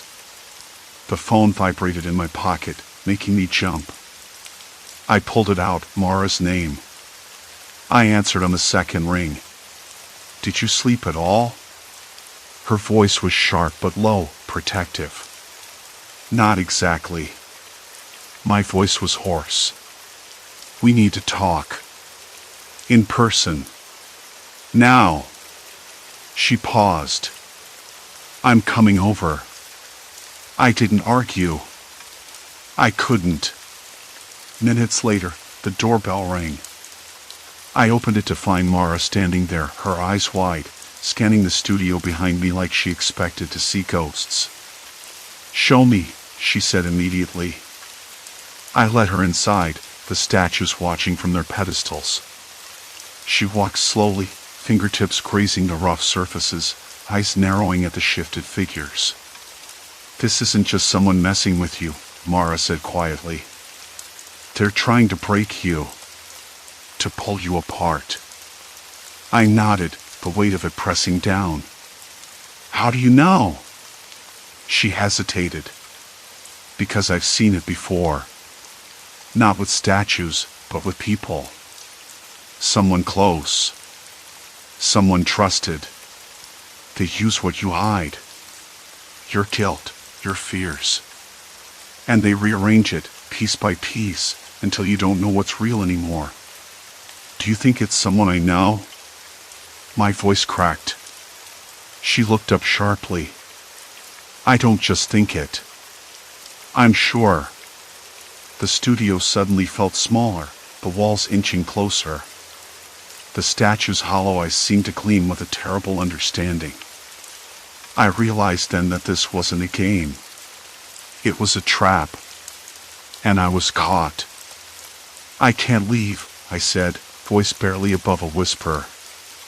Not now. Not when they're inside. Mara's jaw tightened. Then we have to find them. Before it's too late. I nodded, but deep down, I knew we were already past the point of no return. Suddenly, a faint creak echoed from the upper floor, a whisper of movement. Someone was watching. Waiting. And this time, they weren't hiding. I motioned for Mara to stay close, every nerve on edge. The dim light cast long shadows along the hallway, twisting familiar shapes into grotesque figures. We edged forward, breaths shallow, every sound magnified in the oppressive silence. The creaking grew louder, deliberate steps descending the staircase. A figure emerged, silhouetted against the moonlight filtering through the cracked window. Heart hammering, I squinted to make out the face. It wasn't one of them. It was someone I never expected, someone who held answers, but whose allegiance was as uncertain as the night itself. Their eyes met mine, cold and unreadable, and a slow smile curled at the corner of their lips. The moonlight spilled across the floorboards, pale and cold, casting long, thin shadows that crawled like fingers toward us. "Who are you?" I asked, my voice barely above a whisper. The words cracked, brittle from exhaustion and fear. The figure tilted their head, eyes glinting in the half-dark. "You don't recognize me?" The voice was calm, almost amused, but there was an edge beneath, like ice scraping stone. I did. I knew that voice. But it couldn't be. No one should have come back after all this time. Not after what I thought was over. My hands clenched, nails biting into my palms. "Why are you here?" I demanded, voice steadier now, though my insides were twisting in knots. "To watch," they said simply, stepping forward. The dim light revealed a face I had tried to erase from my memory, sharp cheekbones, dark eyes too calculating to be anything but dangerous. "To see how far you've fallen." Mara stiffened next to me, her eyes darting between us. "We're not here to play games," she said, voice firm but low. "If you want something, say it." The visitor's smile widened, but it didn't reach their eyes. "Oh, I don't want anything. Except to remind you." A shiver ran down my spine. The studio felt suddenly smaller, the walls closing in like the room itself was breathing. I glanced toward the statues, their pale forms hunched, twisted, and impossibly still. Yet somehow, tonight, they seemed sharper, more vivid, like watching a memory through a cracked lens. "Remind me of what?" I asked, stepping closer to the nearest sculpture. It was the one Mara and I had barely noticed before, a figure curled into itself, face buried in hands. The pose wasn't random. It was a mirror of a night I had buried deep in shame, a moment I never wanted to revisit. The visitor's gaze flicked to the statue, then back to me. "Of your darkest moments. The ones you think you escaped but never truly left behind." I swallowed, the metallic taste thick in my mouth. "You've been moving them," I said quietly. "All this time." They nodded. Each arrangement, a reflection. A confession. "You think you're alone here. That no one watches. But I do. I always have." Mara's jaw tightened. "Why? What do you want from us? Isn't it obvious?" The figure took another step forward, and the shadows shifted with them. "I want you to face the truth. To see yourself as I see you." I blinked, heart hammering. My mind scrambled for control, for reason. But the memories, the failures, the regrets, the moments of weakness, they all surged at once, raw and unforgiving. The statues weren't just art anymore. They were accusations. "Why me?" I whispered, voice breaking. "Why now?" The visitor's smile faded into something colder, harder. "Because you left. You walked away. And I stayed behind to pick up the pieces you dropped. To watch you pretend you're not haunted." Mara stepped between us, her hand brushing my arm. "Enough," she said quietly but with steel. "You don't get to decide how we live." The visitor's eyes flicked to Mara, then back to me. "She's brave. I'll give you that. But bravery doesn't erase the past." Suddenly, a sharp noise cracked through the room, a vase shattered against the floor, scattering shards like frozen rain. We all jumped. I looked around, heart racing, trying to pinpoint the source. The visitor didn't flinch. Instead, they smiled, as if the chaos was theirs to command. "See," they said. "The past isn't just behind you. It's here. In this room. In every shadow." I swallowed again, the cold sweat prickling down my neck. My fingers itched to touch the statues, to rearrange them, to take back control. But I knew it wouldn't matter. Whoever this was had already won that battle. "Show yourself," Mara said, voice low and steady.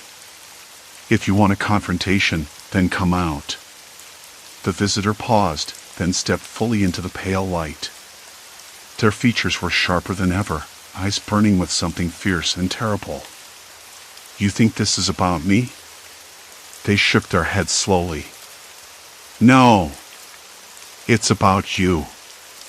About who you are when no one's watching." I felt a jolt of anger, bitter and hot. "You don't know me." They laughed softly, a sound like dry leaves scraping pavement. "I know more than you realize. More than you want to admit." I took a deep breath, trying to steady my shaking legs. The studio's shadows seemed to pulse, the statue's cold eyes watching, waiting. Mara's hand tightened on my arm, grounding me. "Then why are you here now?" I asked, voice firmer than before. The visitor's gaze didn't waver. "Because the game's almost over. The final piece falls into place tonight." A sudden noise outside, a dog barking, distant and desperate, cut through the tension. The visitor's eyes flicked to the window, then back to us. "We don't have much time." Their voice dropped to a whisper. "Soon, you'll understand what it means to be truly exposed." And with that, they turned and moved toward the stairs, their footsteps deliberate, echoing hollowly in the stillness. I wanted to call out, to stop them, but my voice caught in my throat. Mara looked to me, eyes wide, searching. "Should we follow?" she asked. I hesitated. Every instinct screamed to run, to hide, but something deeper urged me forward. This wasn't just about the statues anymore. It was about the darkness inside me, the parts I tried to bury beneath plaster and stone. "We have to," I said finally, voice steady despite the tremor in my chest. The visitor disappeared up the staircase, swallowed by shadows. Behind us, the statues stood silent, their cold forms bearing witness to the unraveling. The studio no longer felt like a sanctuary. It was a trap. And I was running out of time. The visitor's footsteps faded into the darkness above, swallowed by the groan of the old staircase. I swallowed hard, the taste of dust and old plaster filling my mouth. The studio's stale air felt suffocating, as if the walls themselves were closing in. My skin prickled, goosebumps rising despite the faint warmth of the room. Mara's eyes flickered to mine, searching for something, hope, maybe, or a sign I knew what to do next. "I'm sorry I dragged you into this," I said, voice low, uneven. I thought I was losing my mind." She shook her head, stepping closer. "No, you're not. This is real. And it's not over." I nodded slowly, though nothing about that comforted me. The visitor's warning echoed in my mind. "Soon, you'll understand what it means to be truly exposed." What did that mean? I'd stared into my own darkness through these statues, relived moments I tried to bury beneath layers of plaster and stone. But exposure? There was something more, something waiting just beyond comprehension. We moved toward the staircase, hesitating at the base. The air was colder up there, the shadows deeper, as if the house itself was holding its breath. I reached out, hand trembling, and gripped the banister. The wood was rough, splintered in places, and smelled faintly of mildew and forgotten time. "We have to see," I said, breath catching. "To end this." Mara nodded, barely audible. We climbed slowly, the floorboards creaking underfoot, each step a small confession of fear. At the top, the hallway stretched out, narrow, lined with peeling wallpaper that curled at the edges like dead leaves. A single bulb flickered overhead, casting erratic shadows that danced and shifted. The visitor wasn't there. Instead, at the end of the hall, a door stood ajar, Light spilled out in a narrow sliver, a faint humming sound drifting toward us. I stepped forward, Mara close behind, the floor cold beneath my bare feet. Inside, the room was small and cluttered. A single desk held scattered papers, a half-empty cup of cold tea, and most disturbingly, the visitor's coat, draped over the back of a chair. The air was thick with a metallic tang, like rust or old blood, and a faint scent of cigarette smoke curled in the corners. I felt it again, that creeping sensation, like 1,000 unseen eyes watching from just beyond the edges of vision. "Who are you?" I whispered, voice barely a thread. No answer. Mara's fingers brushed against a folded piece of paper on the desk. She unfolded it carefully, eyes scanning the cramped handwriting. I caught fragments, names, dates, places, things I recognized, things I didn't. At the bottom, a sentence underlined twice, "They know you." All of it. My hands trembled.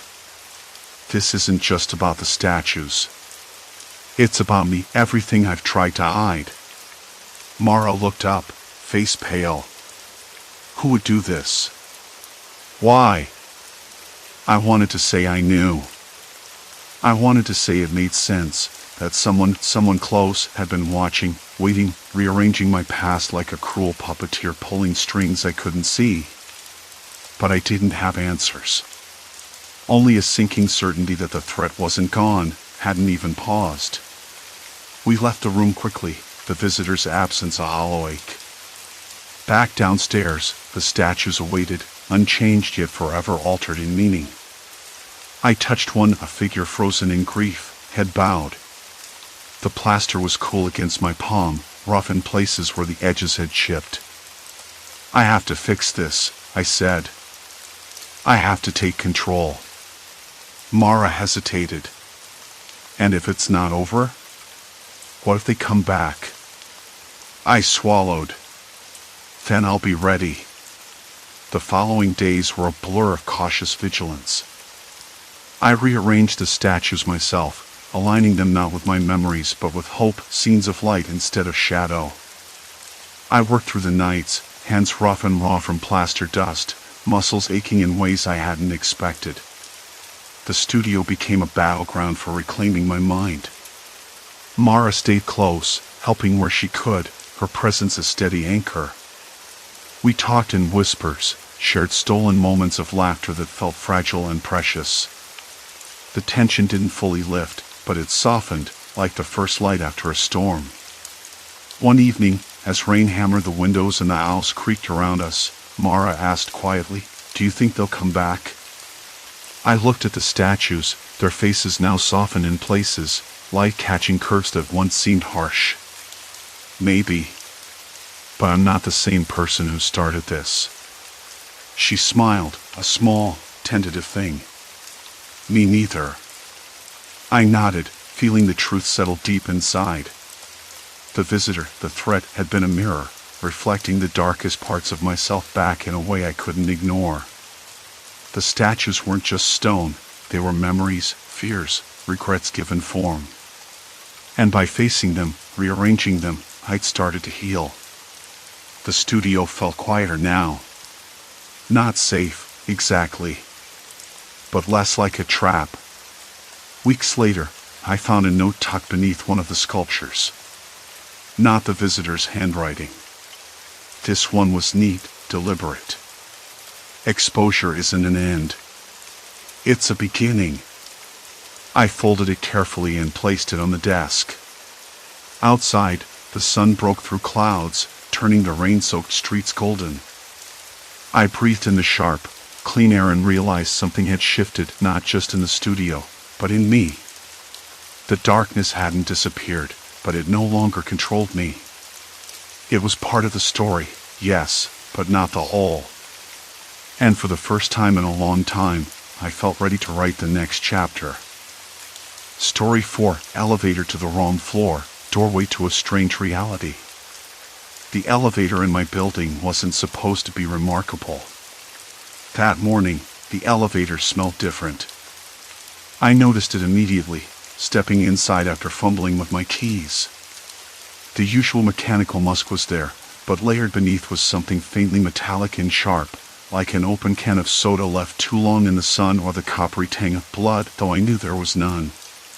My fingers tingled against the cold, scratched panel as I pressed the button for the 5th floor.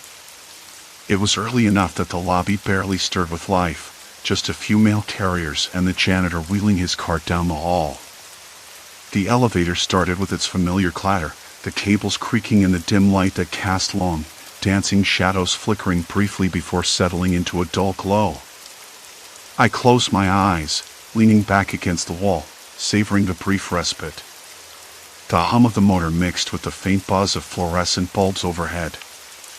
I could almost taste the stale air, thick with a hint of dust and something else, something I couldn't place. Then the elevator jerked. Not the gentle pause of a halt, but a sudden, sharp movement that threw me forward a step. My breath caught. The lights blinked harder, shadows dancing wildly across the scratched walls. I opened my eyes just in time to see the floor indicator skip from 3 to 7. 7? I was going to the 5th. My hand trembled as I pressed the button for 5 again, but the elevator didn't respond. The panel lit up, but there was no sound, no movement. The air felt heavier, denser, almost like the elevator had stopped breathing. A bead of sweat trickled down my temple, cool against my skin but carrying the weight of something wrong. I pressed the button for 7, hoping the elevator might start moving again. It did, but the ascent was smoother, quieter, too quiet. The usual mechanical groans were absent, replaced by a faint, almost imperceptible clicking sound coming from the ceiling panel. When the doors slid open, I stepped out expecting the 7th floor hallway I knew, the narrow corridor with the peeling wallpaper and the faint smell of lemon cleaner. Instead, I found something subtly off. The walls were the same pale beige, but the pattern of the wallpaper was wrong, almost like a faded wallpaper catalog photo that had been printed upside down. The lighting was colder, harsher, casting long shadows that made the corridor seem longer, emptier. I frowned, fingertips brushing the rough plaster beside the door frame. It felt the same, but the air smelled different here, sharper, like someone had sprayed disinfectant too liberally. I could hear a faint murmur, like the low hum of a conversation just beyond the far wall, but when I pressed my ear against the door, the sound vanished. I shrugged it off. Maybe the building was under new management or they'd started a deep cleaning. Maybe I was just imagining things after a restless night. I turned to go back to the elevator and found it closed. The soft ding sounded from somewhere down the hall, but it wasn't the elevator. It was a door, opening. A woman stepped out, clutching a canvas tote bag, her hair pulled back in a tight bun. She looked at me with a polite but distant smile. "Morning," she said, voice smooth but slightly strained. "You live here?" I nodded, trying to place her. "Yeah, 5th floor." "You?" "7th," she answered, glancing down the hall. "New tenant. Just moved in last week." Something about her eyes didn't quite settle. They were too bright, like she was searching for something or someone. I found myself stepping back a little, though I couldn't say why. "Nice to meet you," I said, forcing a smile. "I'm Jamie." "Lena," she replied. "If you need anything, just knock." She turned and walked away, her footsteps barely making a sound on the thin carpet. I watched her go, the weight in my chest growing heavier for no clear reason. I walked to the end of the hall, then back to the elevator.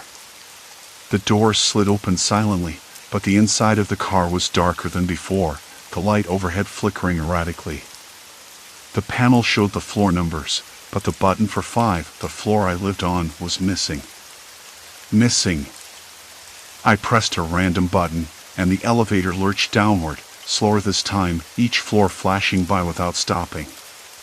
When the doors finally opened, I was back in the lobby. I stepped out, heart pounding.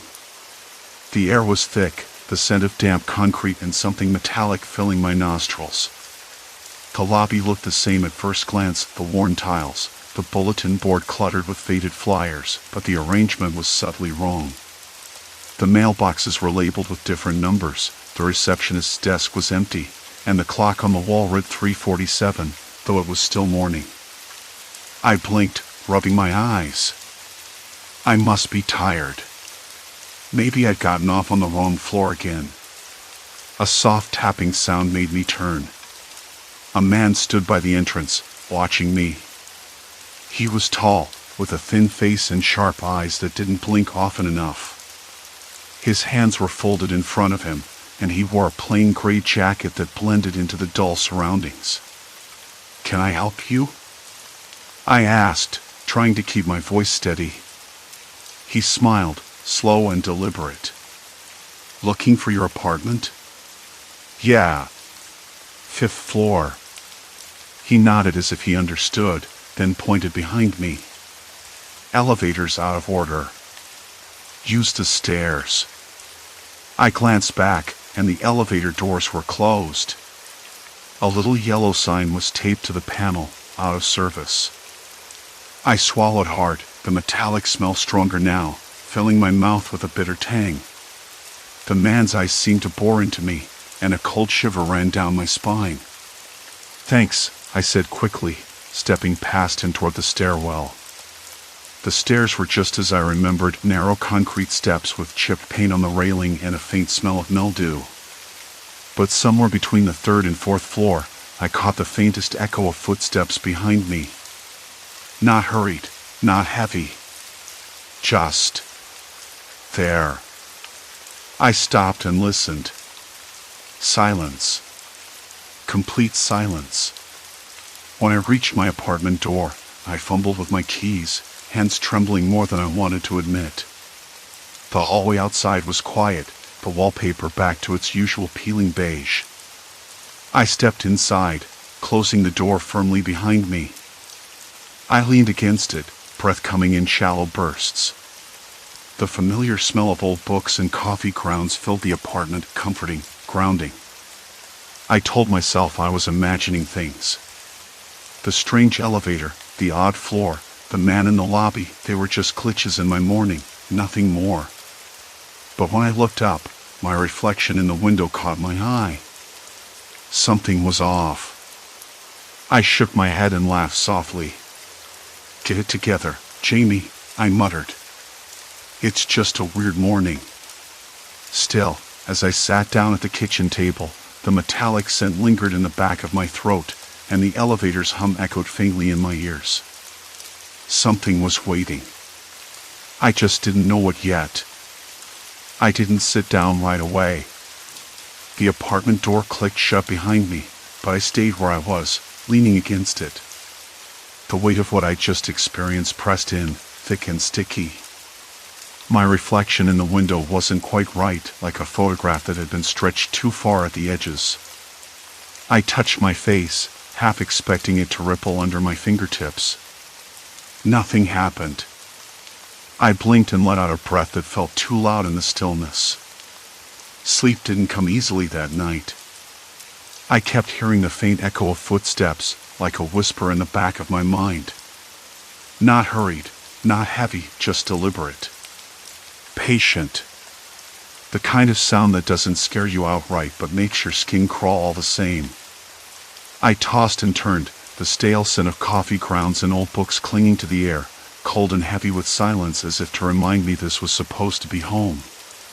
Morning came too fast and too gray, the sky a dull slate outside the window. I sat on the edge of the bed, fingers tapping on the worn quilt. What if I wasn't imagining things? What if the elevator wasn't malfunctioning but being controlled? The thought gnawed at me like a rat in the walls. I needed to know. The building's lobby was quiet when I got there. The same dull fluorescent lights hummed overhead, buzzing softly like a swarm of invisible flies. The elevator doors were closed, shiny faces reflecting the dim space. I pressed the call button. Nothing. I pressed it again, harder this time. Still nothing. My pulse quickened. Then, the door slid open on its own, smooth and silent.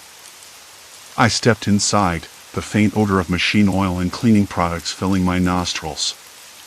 The panel of buttons blinked erratically, some lit up, others dimmed, then flickered again. I pressed the button for the 5th floor. The elevator shuddered and moved, but instead of a smooth ride, it jolted, skipping the 2nd and 3rd floors, stopping abruptly on the 4th.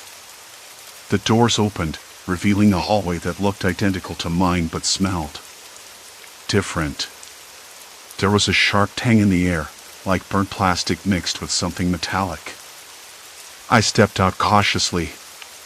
The wallpaper was the same peeling beige, but the texture felt rougher, almost like sandpaper beneath my fingertips. A faint buzz vibrated through the walls, subtle but unnerving. I walked down the hall, counting doors. 1, 2, 3, but the numbers on the plaques were wrong. Apartment 4B was labeled 3A, and 4C was missing entirely. The silence pressed in again, thick and suffocating. I called out softly, "Hello?" No answer. Just the distant hum of the ventilation system. A door at the end of the hall creaked open slowly. I froze, heart hammering. The space beyond was dim, cluttered with boxes and old furniture covered by dusty sheets. A faint noise came from inside, shuffling, like someone moving through the mess. I took a cautious step forward. "Hey," I said, voice low. "Is someone there?" No response. I reached out to the doorframe. The wood was cold and rough, splintering under my touch. The smell was stronger here, stale sweat and something sour, like spoiled milk. My stomach churned. I backed away, turning to find the elevator. But the doors had vanished. I was trapped in this wrong version of the building, the walls closing in like a cage. Panic bubbled up, sharp and uncontrolled. I pressed my hands against the peeling wallpaper, trying to steady my breath. The hallway stretched in both directions, identical yet wrong in ways I couldn't place. The floor beneath my feet creaked softly, the sound hollow and empty. Then, a voice whispered from behind me. Low, almost inaudible. "You shouldn't be here." I spun around, eyes wide, heart pounding so hard I thought it might burst through my ribs. No one was there. Just shadows slanting across the cracked plaster. I swallowed hard, trying to will my legs to move. Back to the elevator. Back to my reality. I found the elevator again, or at least what looked like it. The doors were scratched and dented, the call button flickering erratically. I pressed it repeatedly, willing it to work. The doors slid open.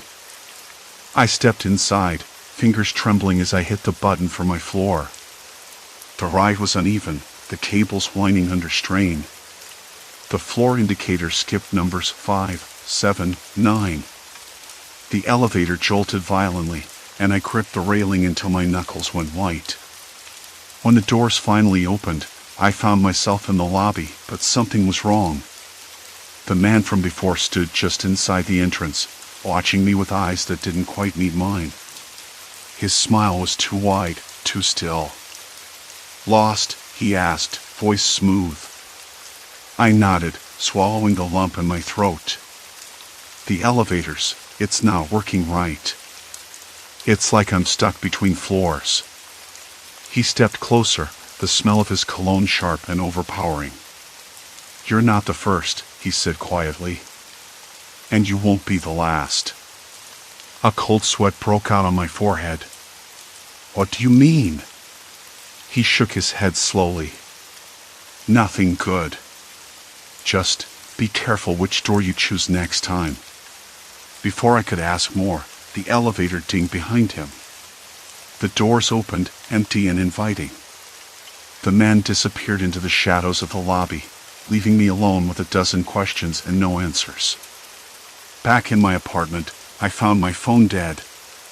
No messages, no missed calls, just a blank screen that refused to light up. I stared at it, the screen's cold blackness mirroring the growing emptiness inside me. I needed help. Someone sane. Someone who could explain what was happening. But who would believe me? The line between my reality and this fractured nightmare was already blurring. Every step felt like a gamble, every choice a trap.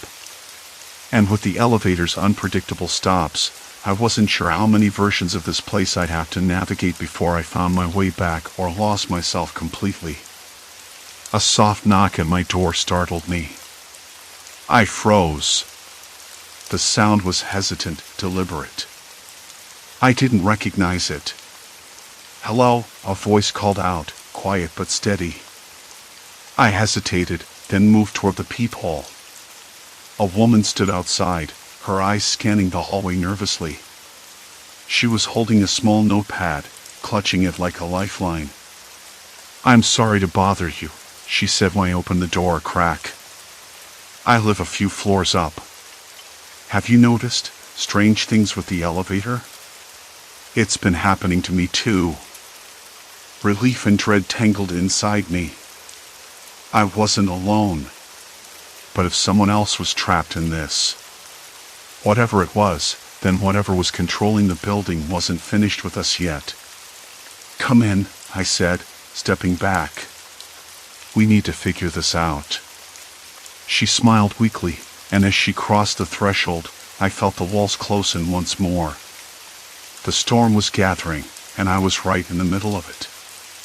Her voice was steady, but there was a tremor underneath, like the edge of a breaking wave. I kept the door cracked, enough to see the way the dim hallway light played across her face, sharp angles softened by shadows, and the way her hands gripped the notepad so tightly her knuckles blanched white. "You're not the only one?" I asked, voice low, uncertain. "No," she said, glancing down the hallway, then back at me. "It started last week. The elevator, it's like it's got a mind of its own. Floors that don't exist, doors opening into places that shouldn't be there." I thought I was losing my mind. That hit close to home. I nodded, swallowing a dry lump that had settled in my throat.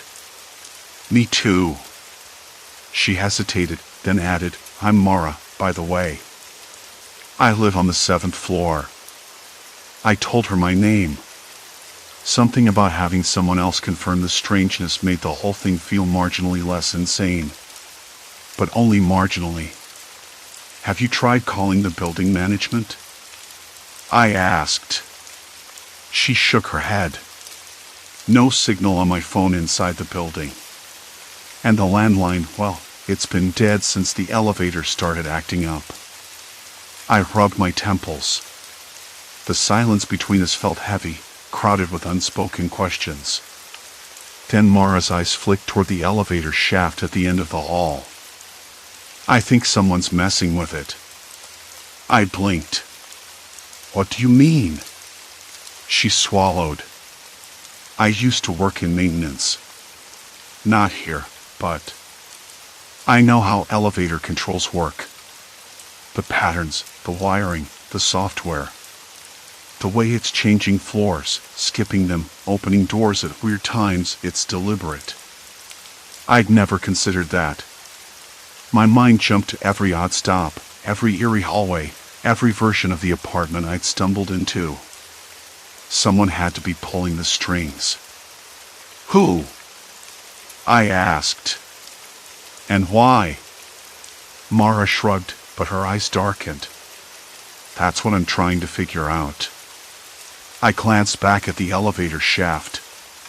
The dull hum inside was oddly familiar now, almost hypnotic. "Do you think they're trying to trap us?" She nodded slowly. "That's my theory. But the big question is, who benefits? And how do we get out?" The thought made my stomach twist. I'd felt trapped before, sure, but this was something else. A maze with no exit, designed by a mind that wanted to erase us, or at least keep us lost. "Can you show me what you mean?" I asked. Mara bit her lip. I've got some notes. Patterns I mapped out. If we can predict the stops, maybe we can find a way through. She moved into my apartment, the notepad clutched like a talisman. As she spread out her scribbles on my kitchen table, the overhead light flickered once, twice. Cold air brushed past my neck, like a warning. The notes were detailed: numbers, item, times, cryptic symbols. The kind of obsessive record-keeping that made me both hopeful and deeply uneasy. Mara explained her process, pointing to a grid that showed elevator stops and anomalies. See, she said, tracing a shaky line, the elevator doesn't just skip floors randomly. It follows a pattern that repeats every few cycles. But each time, the pattern shifts slightly, like it's adapting. I leaned in, squinting at the numbers. So it's learning. She nodded. Or someone's adjusting it from the inside. Maybe through the building's control panel. My throat tightened. That meant someone had access. Someone who could watch us, manipulate the elevator, the hallways, even the apartments. Have you seen anyone suspicious? I asked quietly. Mara shook her head. No one who isn't a resident. But that doesn't mean they're not here. A sudden noise made us both freeze, a soft shuffling in the hall, feet dragging lightly on concrete. The elevator dinged, the doors sliding open with that familiar metallic sigh. We looked at each other, breath caught. The elevator was empty. But the number above the doors was wrong. It showed the 4th floor. We lived on the 5th. I swallowed hard, stepping toward the elevator. Want to check it out? Mara hesitated, then nodded. The air inside was cooler than the hall, smelling faintly of machine oil and something else, something stale, like forgotten corners of a basement. The lights overhead buzzed, casting long shadows. I pressed the button for the 4th floor. The doors slid shut, and the elevator lurched downward. The ride was smoother than before, but the silence was oppressive. No hum of other machinery, no murmur from the walls, just us and the slow click of the floor indicator inching down. When the doors opened, I blinked against the sudden brightness. The hallway outside was identical, same peeling wallpaper, same flickering light fixture, but the air, cold and heavy with silence, was thicker, heavier, as if the place itself was breathing. Mara stepped out first, glancing over her shoulder. This isn't our floor, she said softly. I nodded. The carpet underfoot felt different, thinner, rougher. The smell was off too, like a mix of mildew and something metallic. We moved forward cautiously, every step echoing louder than it should. I reached out and touched the wall. The paint was cracked in places, yet the cracks formed a pattern, like veins spreading beneath the surface. Then I noticed something else. The door to apartment 4B, the one next to the stairwell, was ajar. The last time I'd been here, all doors were closed. Locked. Secure. Now, it stood open, revealing a dark, empty room. I swallowed again, my hands trembling. Should we look inside? Mara whispered. I wanted to say no. I wanted to run back to the elevator and escape. But curiosity, or maybe desperation, pushed me forward. Inside, the room was stripped bare. No furniture, no personal items, just an empty space with a single chair facing the wall. On the chair sat a small object, a folded piece of paper. I picked it up, fingers brushing the rough edges. Unfolding it, I saw it was a note. Written in neat, precise handwriting. You're closer than you think. But every step forward costs more than you realize. My breath caught. Mara's face was pale. This isn't a game. I nodded, folding the note carefully. A sudden noise behind us made me whirl around. The door slammed shut. The room plunged into darkness. My heart hammered against my ribs. I fumbled for the light switch. Nothing. Mara's voice was tight. We're locked in. No one ever paid attention to the flickering lights in the stairwell until they started whispering secrets. I pressed against the door, feeling the cold metal frame. No give. Panic rose, but I swallowed it, forcing calm. We have to find another way out, I said. A low vibration thrummed through the floor. Then, a voice crackled over the emergency intercom panel. Welcome to your new reality. You've made your choice. There's no turning back now. The words slid under my skin like ice water. Mara gripped my arm. Who was that? I shook my head, eyes scanning the dark. No cameras. No buttons. Just a cruel, mechanical voice and a locked door. The elevator was no longer just a machine. It was a prison. And we were caught inside its cold, calculated trap. The darkness was absolute. The kind that swallowed sound and swallowed light so thoroughly it felt like the walls themselves were breathing. I fumbled along the cold plaster, my fingertips grazing the rough surface, searching blindly for anything at all. Mara stood close, her breath shallow, the faint scent of her shampoo mingling with the stale, metallic smell of the room, with its faint smell of dust and decay. It was suffocating. Do you have your phone? I whispered, though the word felt absurd in the silence. She shook her head. No signal. Nothing. I cursed under my breath. I'd left mine in the elevator, hoping we wouldn't need it. A stupid mistake, but panic was making my fingers clumsy. My hands trembled uncontrollably, and I had to grip the wall to steady myself. Silence. Complete silence. The note in my pocket felt like a weight, a reminder that someone was watching us, manipulating everything. You're closer than you think. But every step forward costs more than you realize. The words crawled beneath my skin. What did it mean? Where was closer? And how much more could I possibly lose? A soft thud echoed somewhere behind us. I froze, heart lodged in my throat. Did you hear that? Mara whispered. I did. My voice sounded brittle, unfamiliar even to me. We weren't alone.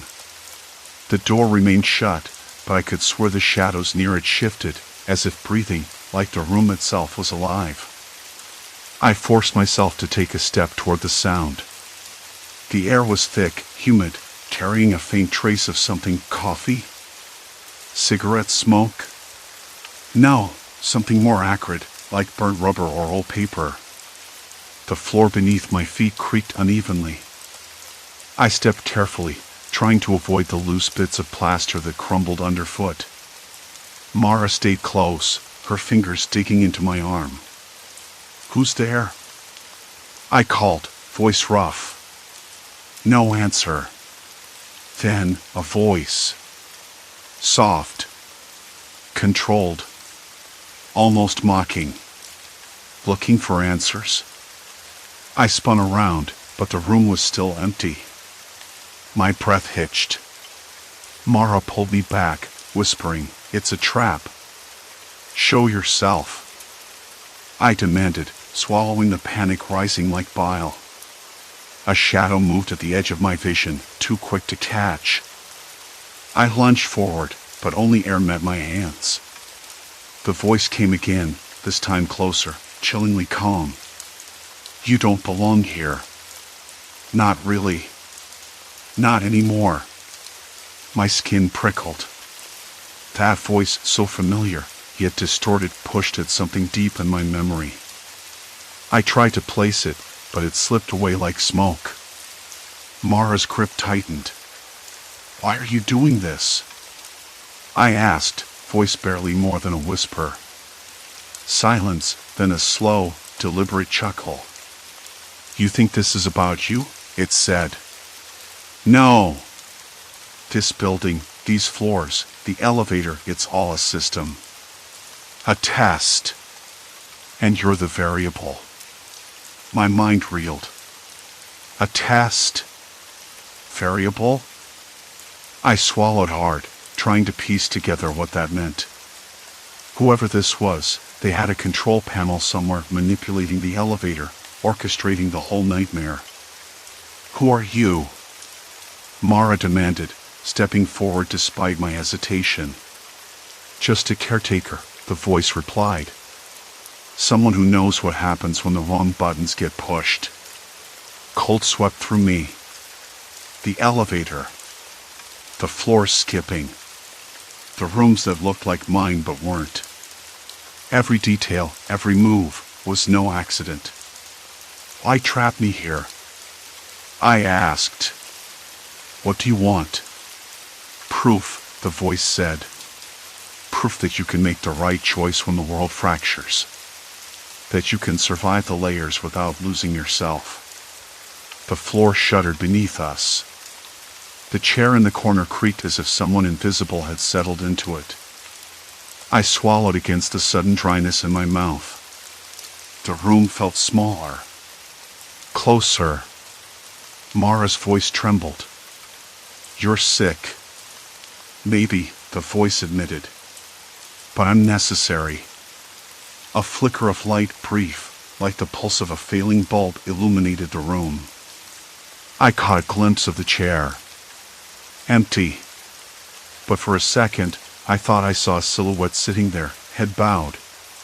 Questions slammed into me all at once. How many layers were there? How many versions of my life? And if every step forward cost more than I realized, what was I risking? My identity? My memories? My sanity? I looked at Mara, searching for some kind of anchor. She nodded, eyes wide but fierce. "We have to get out," I said, voice cracking. "We can't stay here." "No elevator. No doors," she reminded me. "We're trapped." I swallowed again. "Then we have to find another way." "Where?" Mara's voice broke. I didn't have an answer. The voice echoed again, softer this time, almost a whisper.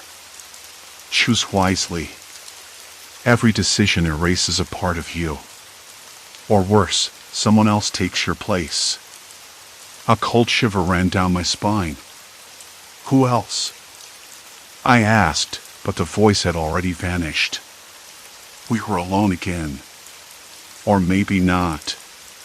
The darkness pressed in, thicker than before. I could hear my own breathing, sharp and uneven. My hands were slick with sweat despite the chill. The taste of fear was bitter on my tongue. I crouched, running my fingers along the floor, feeling for anything, a crack, a seam, a hidden passage. The room was empty, but it had to lead somewhere. Mara's voice broke the silence. "We can't keep playing their game. We're losing ourselves." "Then what?" I said, voice raw. "Give up. Let them erase us." "No," she shook her head.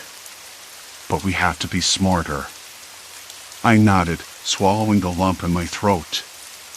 The note, the voice, the vanishing floors, they were all part of some sick puzzle. And the puzzle was closing in. Suddenly, the lights flickered again, longer this time, casting long shadows that stretched and twisted like living things. A door materialized across the room. Not like the old, sealed ones, this one looked new, freshly painted. The handle gleamed under the weak light. I stared at it, heart hammering. Did I dare open it? Was it another trap? Or the way out? Mara's hand found mine, warm and steady. "Whatever's behind it," she said, "we face it together." The elevator shuddered again as I pressed the button for the lobby. I didn't expect it to stop on the 15th floor, the one I'd learned to avoid, where the air always smelled faintly of burnt toast, and the wallpaper peeled in ways that didn't quite match the pattern below. The doors slid open with a slow, reluctant groan. I hesitated, my hand hovering near the button, heart tightening because I knew I was not supposed to get off here. But I did. The hallway stretched out in front of me, the same cracked linoleum tiles, the same flickering fluorescent lights overhead. Yet, it was different. The ambient noise was off, no distant hum of traffic, no faint chatter from neighbors behind closed doors. Instead, there was silence. Complete silence. The kind that presses against your eardrums. I took a step forward. The air was cooler here, drier somehow, like a neglected basement rather than a living floor of an apartment building. I swallowed hard. My fingers brushed against the rough plaster of the wall. It felt wrong, too coarse, like someone had hastily patched over it with the wrong material. My throat tightened. I tried to tell myself it was just my imagination. The building was old, after all. Maybe this floor had been sealed off during renovations. But something deeper gnawed at me. The unsettling realization that the elevator wasn't just malfunctioning, it was deliberate. Someone was controlling it. Someone was playing with the controls to trap me, to keep me spinning between these subtly wrong versions of my life. The rustling sound came first, barely perceptible. Like paper shifting. Then a soft thudding. I froze. From the end of the hall, a figure emerged. I blinked. It was me. Or at least, a version of me. Her hair was the same length, but pulled back differently. The clothes almost identical, except for a missing pin on her lapel that I always wore. Her eyes, a shade too pale, locked on mine with a strange, calculating calm. "Who are you?" I whispered, the words barely audible in the cold air. She smiled, but it didn't reach her eyes. "You're not supposed to be here," she said. Her voice was my own, but colder, sharper, like glass scraping on metal. I took a step back. "I live here," I said. "This building. This floor." "No," she corrected. "You live upstairs. Or maybe you don't live anywhere anymore." The corridor behind her rippled, like heat waves rising off asphalt. The wall subtly shifted, the wallpaper stretching and contracting as if breathing. My chest tightened. I reached for the elevator button, but it had vanished from the wall. "Why are you doing this?" I asked. My voice cracked. She tilted her head. "Because you won't stop pushing. You keep trying to escape. But this is how it ends. Between the layers." I swallowed hard, the taste of iron sharp on my tongue. The air smelled faintly of burnt toast again, and I realized the hallway was subtly tilting, just enough to throw off my balance. My legs trembled. "I don't want this," I said, voice firm despite the shaking. "I just want to go home." Her smile faded. "Home is a memory now. You chose to come here. You chose to see." I clenched my fists, nails digging into my palms. "I didn't choose this. I didn't want to be trapped." "You always make choices," she said, stepping closer. "Even when you think you don't." I looked away, blinking hard. My mind raced. The layers between realities weren't supernatural. They were human-made, a product of obsession or madness. Someone was manipulating the elevator to keep me disoriented, isolated. But why? And how? Then it hit me, the maintenance room. The control panel. The access codes I glimpsed when I'd snuck into the basement weeks ago. The person behind this wasn't a ghost or a demon.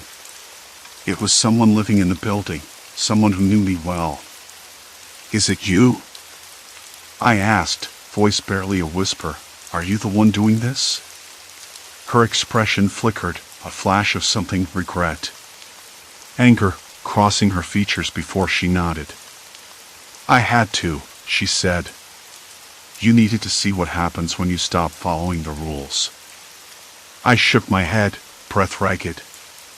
"I'm not playing your game." "Then stay lost," she said, and with a sudden movement, the walls rippled again. The corridor stretched out, lengthening into darkness. The doors at the end disappeared. Panic surged through me. I stumbled backward, heart pounding, breath ragged. I fought the urge to scream, to run, to do anything but freeze in place. Then came the faintest sound of footsteps, real footsteps, not my own, echoing down the empty hall. A key turned in a distant lock. The elevator dinged, its doors sliding open with a breath of warm, familiar air.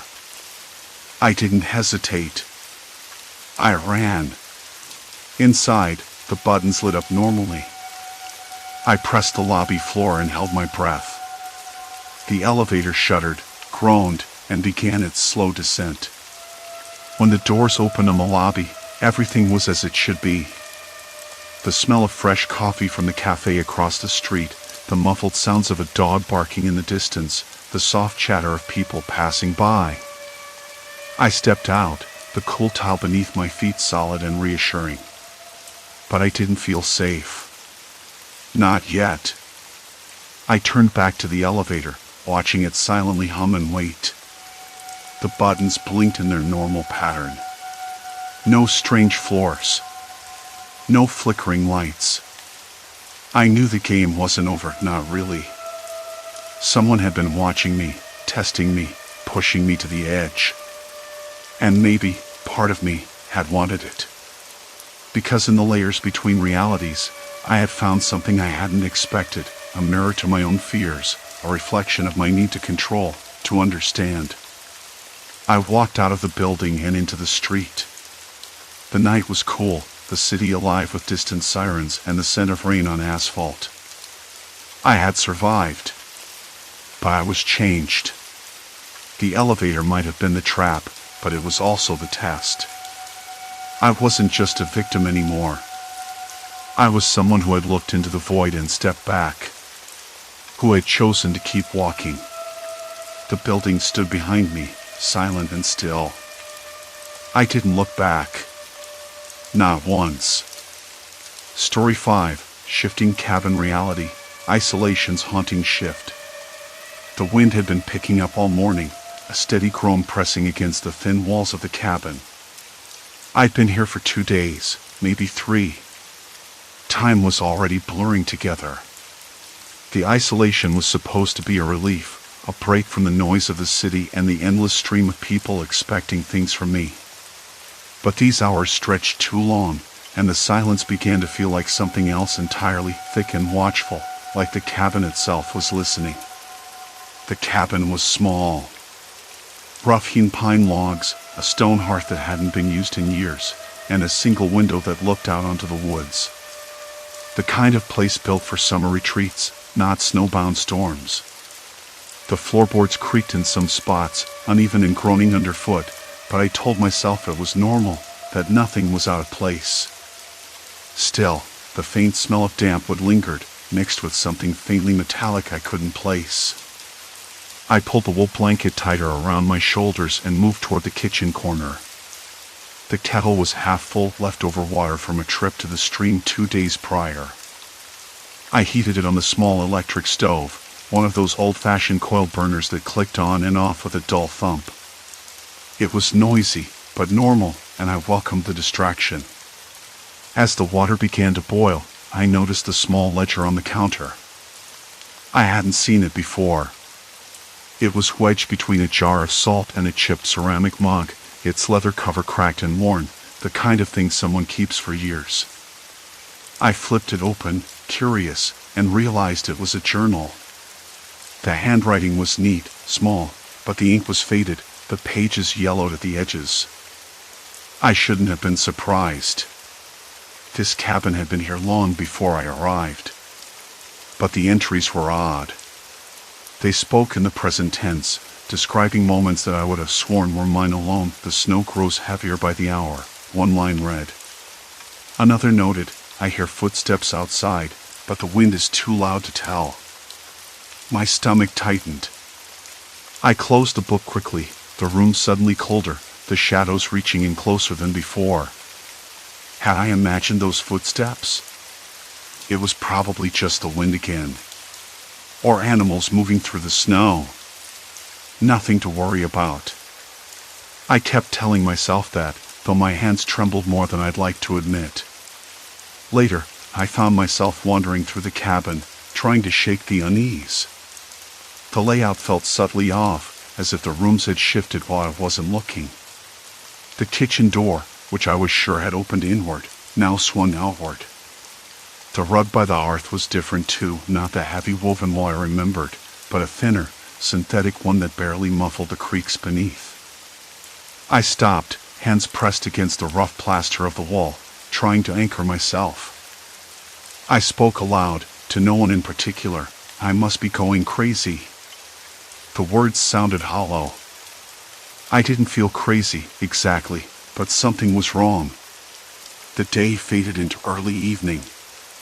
The wind's howl deepened, rattling the window panes and making the cabin groan like it had secrets it couldn't keep. I lit the small oil lamp I'd found in a drawer, the flame flickering unevenly. The soft amber glow made the room feel smaller, more intimate, but also more confining. Shadows pulled in the corners, and every sound seemed magnified. The drip of melting ice from the eaves, the soft pop of settling timber, the distant bark of a dog somewhere far off. I sat at the small table, the journal in front of me again. I hesitated, then opened it to a fresh page, one that hadn't been written in for years, apparently. I found myself writing, almost without thinking, I'm alone here. The storm won't break for days. Everything outside is disappearing under snow. The pen scratched awkwardly. After a moment, I looked up and around the room. The lamp flickered. Something shifted in the corner of my vision. I blinked. Nothing. I swallowed hard and closed the journal, my pulse uneven. Maybe I was just tired. I'd been pushing too hard to come up here to disconnect. But that didn't explain the things that were off, the journal entries that felt like someone else was watching, or the way the cabin seemed to rearrange itself when I wasn't paying attention. I stood and moved toward the door, my boots crunching softly on the snow-covered porch. The blizzard was relentless now, a wall of white that erased the world beyond the trees. I pressed my palm against the cold glass. Beyond, the forest was a blur of shifting shadows and falling snow, endless and indifferent.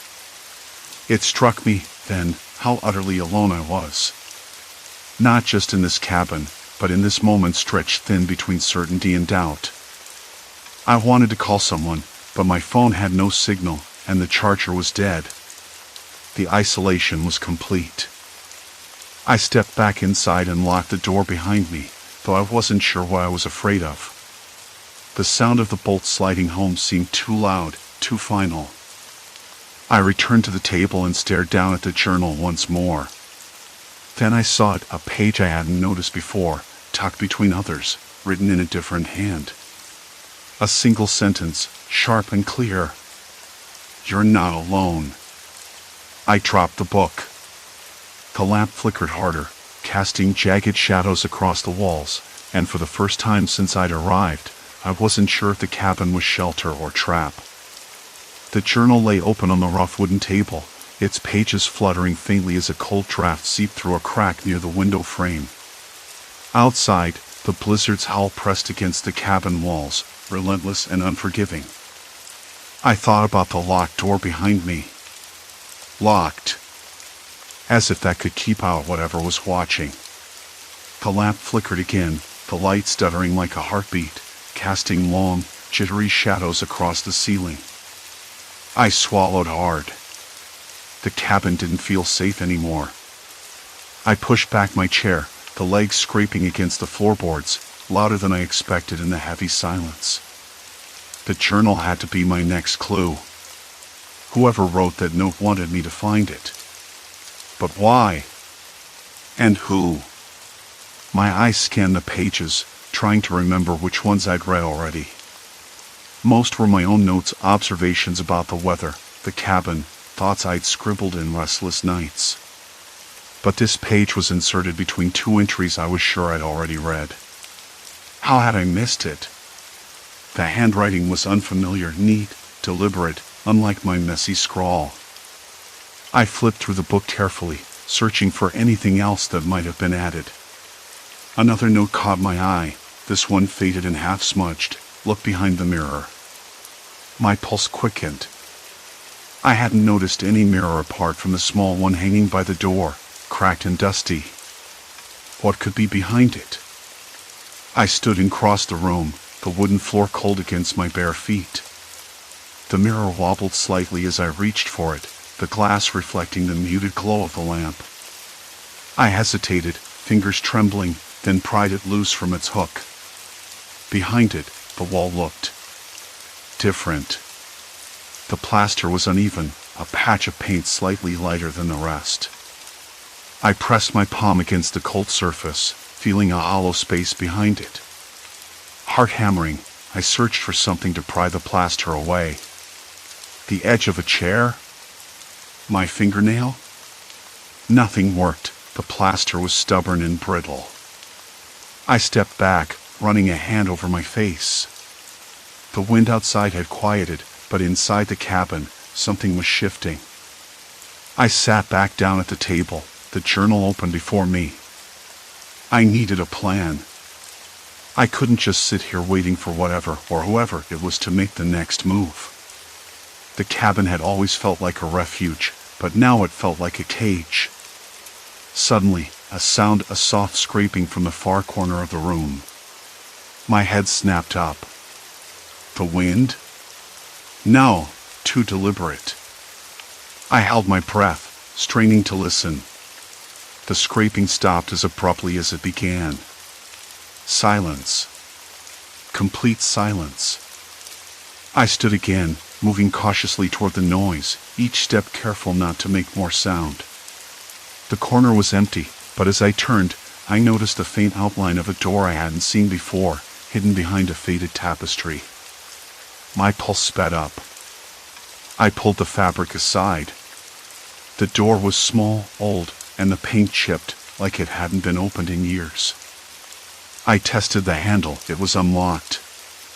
Slowly, I pushed it open. A narrow, dark staircase led downward, the air, cold and heavy with silence, cooler and damp.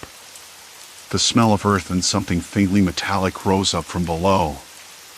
I hesitated at the top step, then flicked the lamp switch. The bulb buzzed, struggling, but the weak light spilled down the stairs. I took a deep breath and started down. The steps creaked underfoot, the space tight and claustrophobic. At the bottom, the light revealed a small, dim cellar lined with shelves. Empty jars, old cans, and a thick layer of dust covered everything. But then I saw it, a small stack of papers, yellowed and worn, tied together with string. I picked them up carefully. The first page was a letter, dated 2 years ago. The handwriting was the same as the note in the journal. It read, "To the one who finds this, I have been here before you. Watching, waiting. This place is not as it seems. Trust nothing but your own memories. They will try to rewrite them." My hands trembled again. Who was this? How did they get in here unnoticed? And what did they mean by rewriting memories? I flipped through the stack and found photographs. Grainy, black and white images of the cabin inside and out, but with subtle differences. Furniture rearranged, objects missing, shadows where none should be. One photo showed the table I sat at, but the journal was open to a different page than mine now was. A cold knot tightened in my stomach. This wasn't just a prank or a trick. Someone had been here, living alongside me in this cabin, or at least watching me closely enough to know my every move. I heard a muffled sound from above, footsteps. A floorboard creaking? I froze, clutching the papers. The cabin suddenly felt smaller, the walls closing in. Whoever was here might still be in the house, maybe even now, just out of sight. I crept back up the stairs, heart hammering so loud I was sure they could hear it. The door at the top was slightly ajar. I pushed it fully open. The main room was empty, but a faint draft carried the scent of something unfamiliar. Cologne?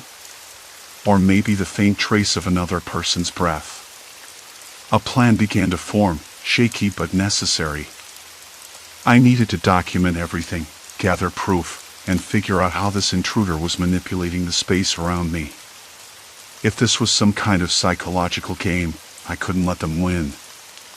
I returned to the table and grabbed my pen. The journal was still open to that ominous message. I wrote beneath it, hands still shaking, "Who are you? Show yourself." The silence in the cabin pressed down so heavily I thought the walls might cave in. Then, almost immediately, a new page fluttered free from the journal, revealing a single sentence in that same foreign handwriting. Soon.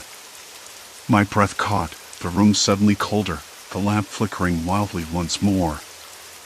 I stood there, paralyzed between dread and determination. The storm outside raged on, but inside, the real blizzard was just beginning. The storm didn't let up. I stared at the flickering lamp, its weak glow throwing long shadows that danced on the walls, making the room, with its faint smell of dust and decay, feel less like a shelter and more like a trap. I swallowed hard and forced myself to stand. The cold air seeped through the cracks in the window frames, sharp and biting, but I needed to move. Sitting still wasn't helping. It never helped.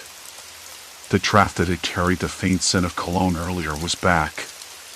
It was subtle, almost sweet, like sandalwood mixed with something metallic.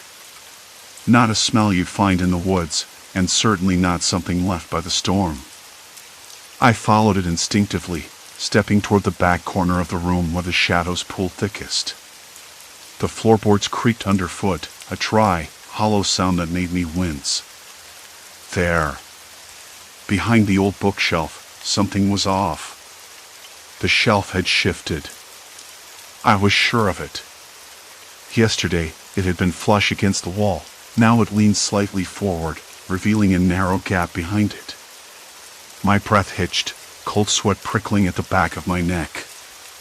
I didn't want to find anything.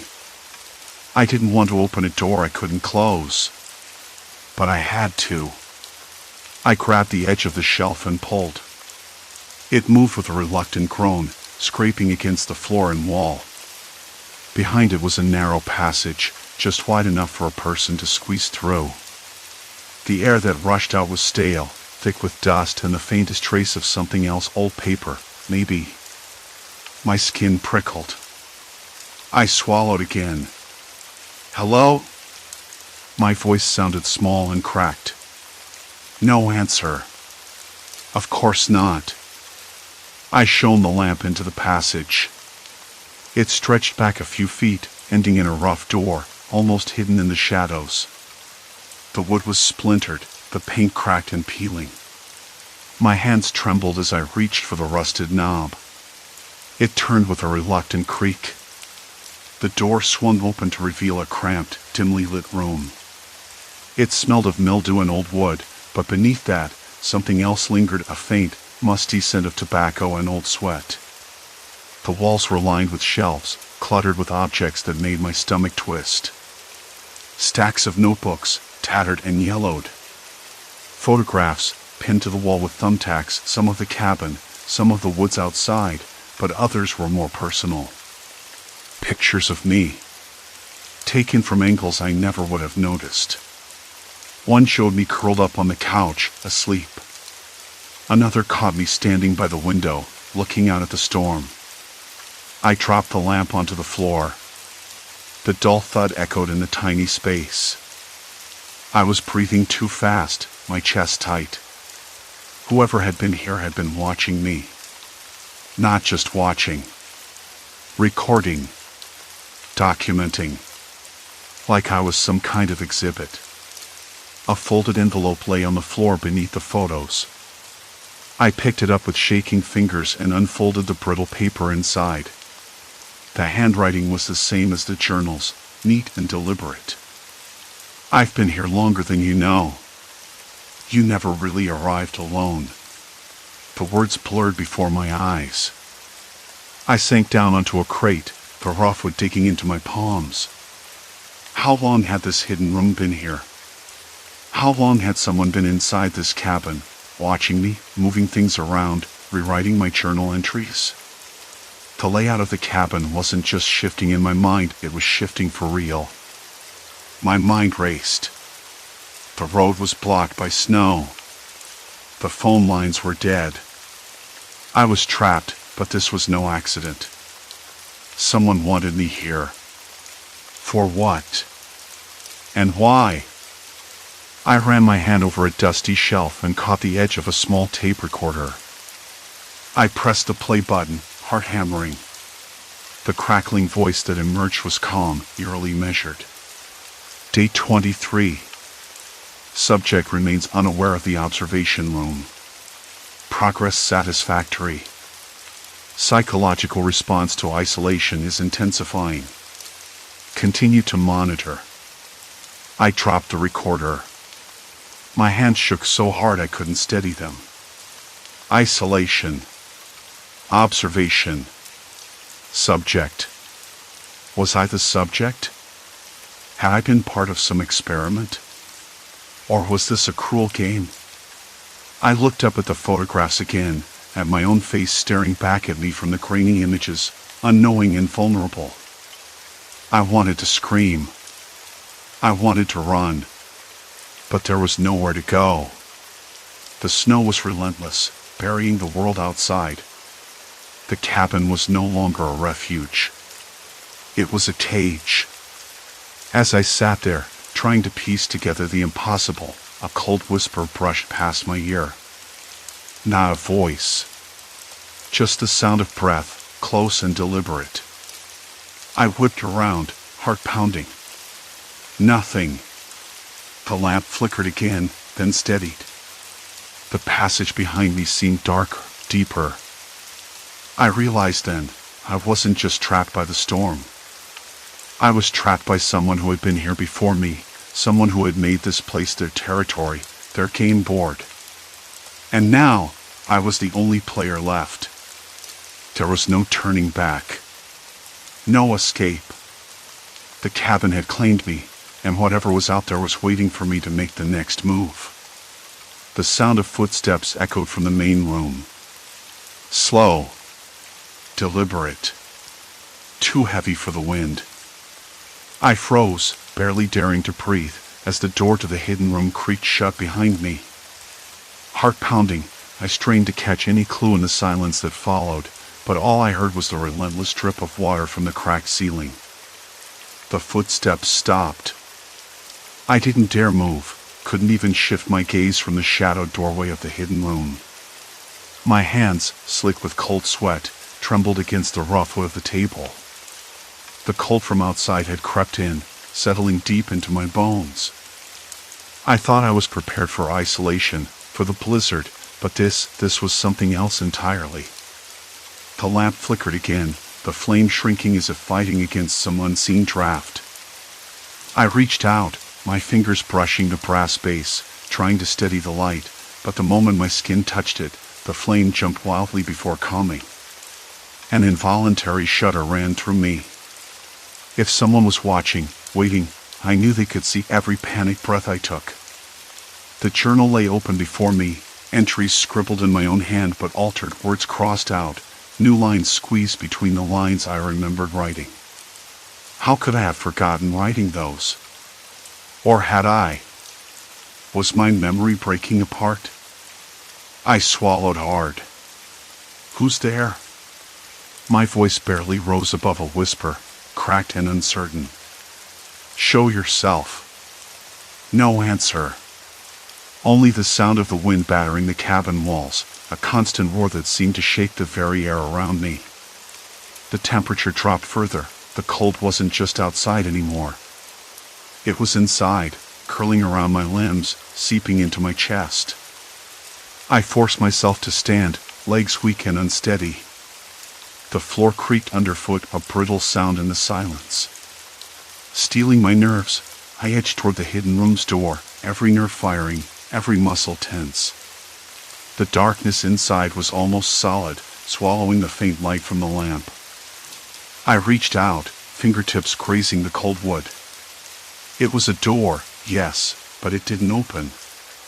At least, not from this side. The handle didn't turn. I pressed my ear against it, heart hammering in my throat. Nothing.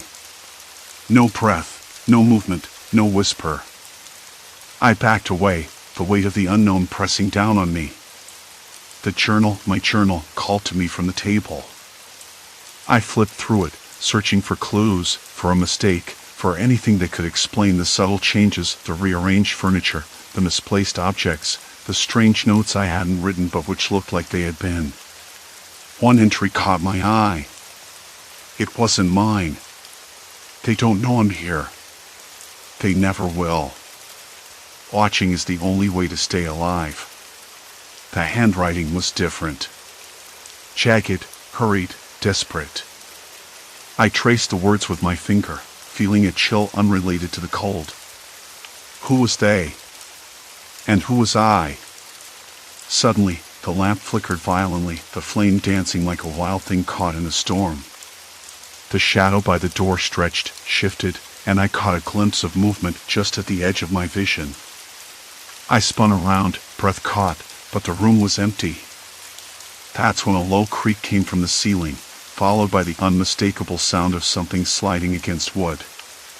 A soft scraping, rhythmic, deliberate. Above me.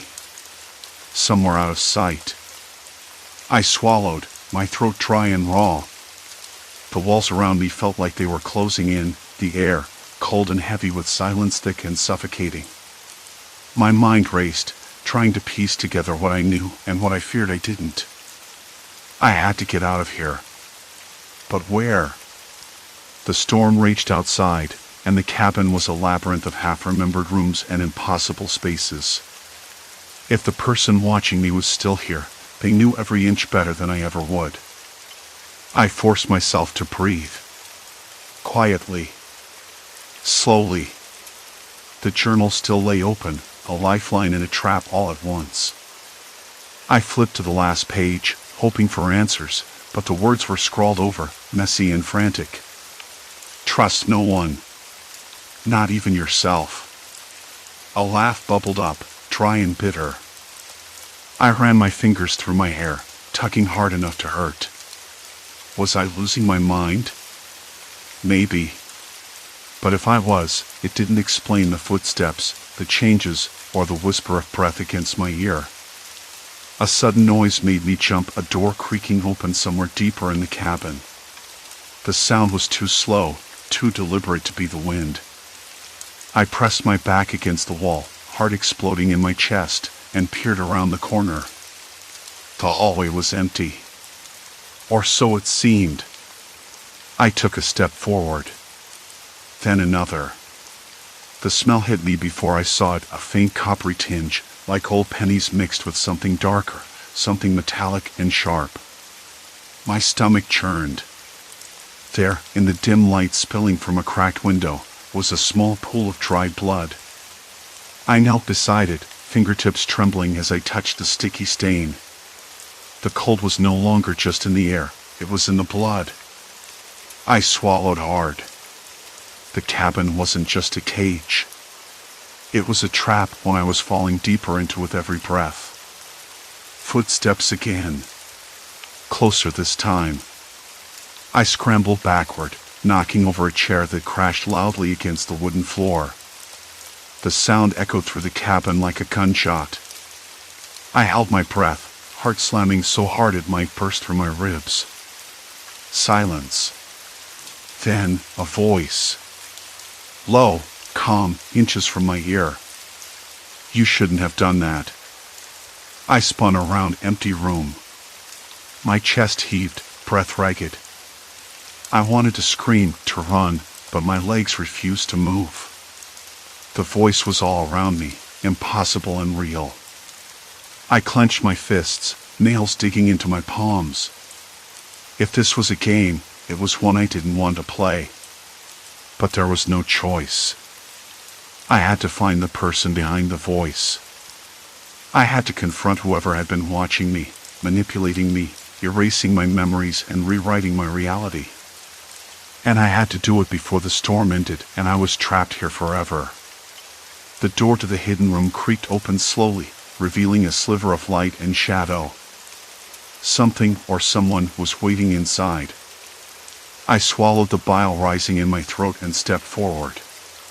Because if I didn't, I knew the cabin would swallow me whole. The door creaked wider, the thin beam of light slicing through the cabin's heavy darkness like an item. The room was small, cramped even, barely more than a closet, but it had been transformed. Shelves lined the walls, stacked with notebooks, photographs, scraps of maps, and dozens of little trinkets, buttons, torn fabric patches. A cracked wristwatch stopped at 3:17.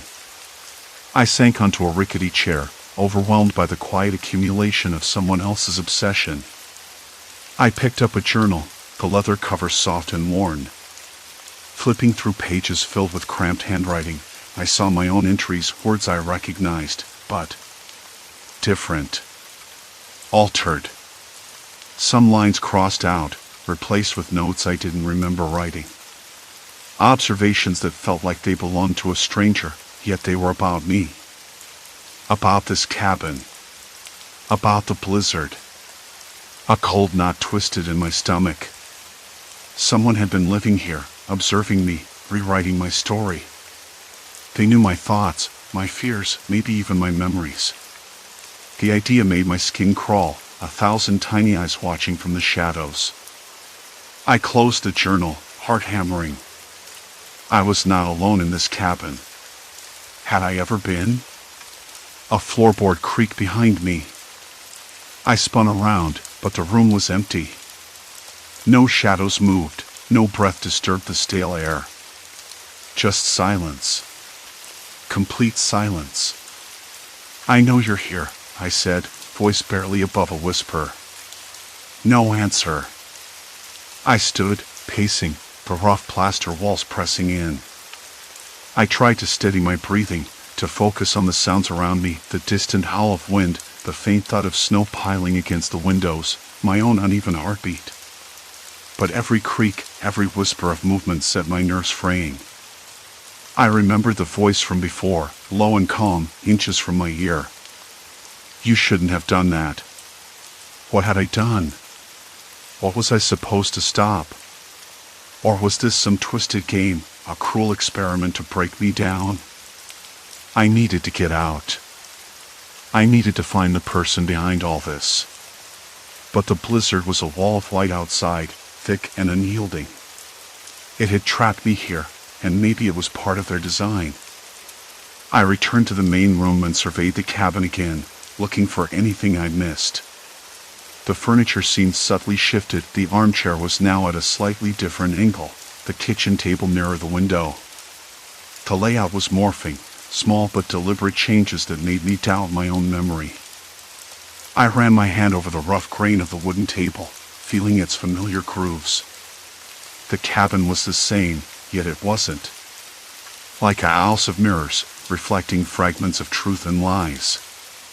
I sat back down, pulling the journal onto my lap again. This time, I read more carefully, comparing my original entries with the rewritten ones. There was a pattern, an unnerving narrative of control, observation, and erasure. I was a character in someone else's story, a subject under a microscope. Was I losing my mind? The thought was almost comforting. If I could blame hallucinations, paranoia, sleep deprivation, maybe I could hold on to some semblance of reality. But the journal wasn't fiction. There were facts, dates, times, descriptions that matched perfectly with the outside world. The storm had begun 3 days ago. The snow had piled higher since then. The food stores were dwindling. I tried the radio again. Static. No signal. The power was out, and the storm was likely too fierce for any connection. Hours passed, or maybe minutes. Time was a slippery thing here. I lit a candle, its small flame casting long shadows against the peeling wallpaper. The flickering light made the room feel alive, but also more sinister. Then, a soft knock at the main door. 3 quick taps. I froze, breath caught in my throat. "Who's there?" I called, voice cracking. No answer. Just the muffled howl of the wind. I approached cautiously, hand hovering near the doorknob. Another knock, this time slower, deliberate. 1 tap, pause, 2 taps. I stepped back, heart pounding in a chaotic rhythm.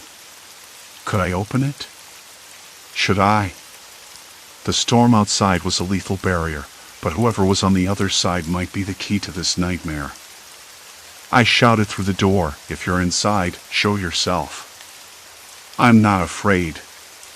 Silence.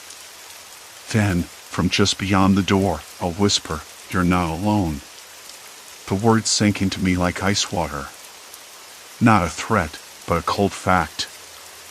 I sank to the floor, knees drawn close. I was so tired. Exhausted beyond reason. My hands trembled as I tried to steady my breathing. I wanted to cry, to scream, to beg for the blizzard to stop, for the cabin to stop shifting, for the unseen observer to reveal themselves. But none of that happened. Only the storm, the whisper, the endless white. Morning came slowly, filtered through thick curtains of snow. The cabin was quieter now, almost peaceful, but the weight of the night's revelations pressed down like a stone. I sat by the window, tracing patterns on the frost with my finger, trying to make sense of everything. The journal lay open beside me, a testament to the fractured reality I'd been trapped in. Was the person watching me still here? Had they left? Or was I truly alone? I realized something then, something small but important. I was no longer the same person who had arrived at this cabin. The fear, the confusion, the isolation, it had changed me. Hardened me. Made me more aware of the fragile line between sanity and madness. I gathered the scattered notebooks, the photographs, the scraps of paper. I stuffed them into my backpack, a makeshift archive of my ordeal. If I survived this, I would have proof.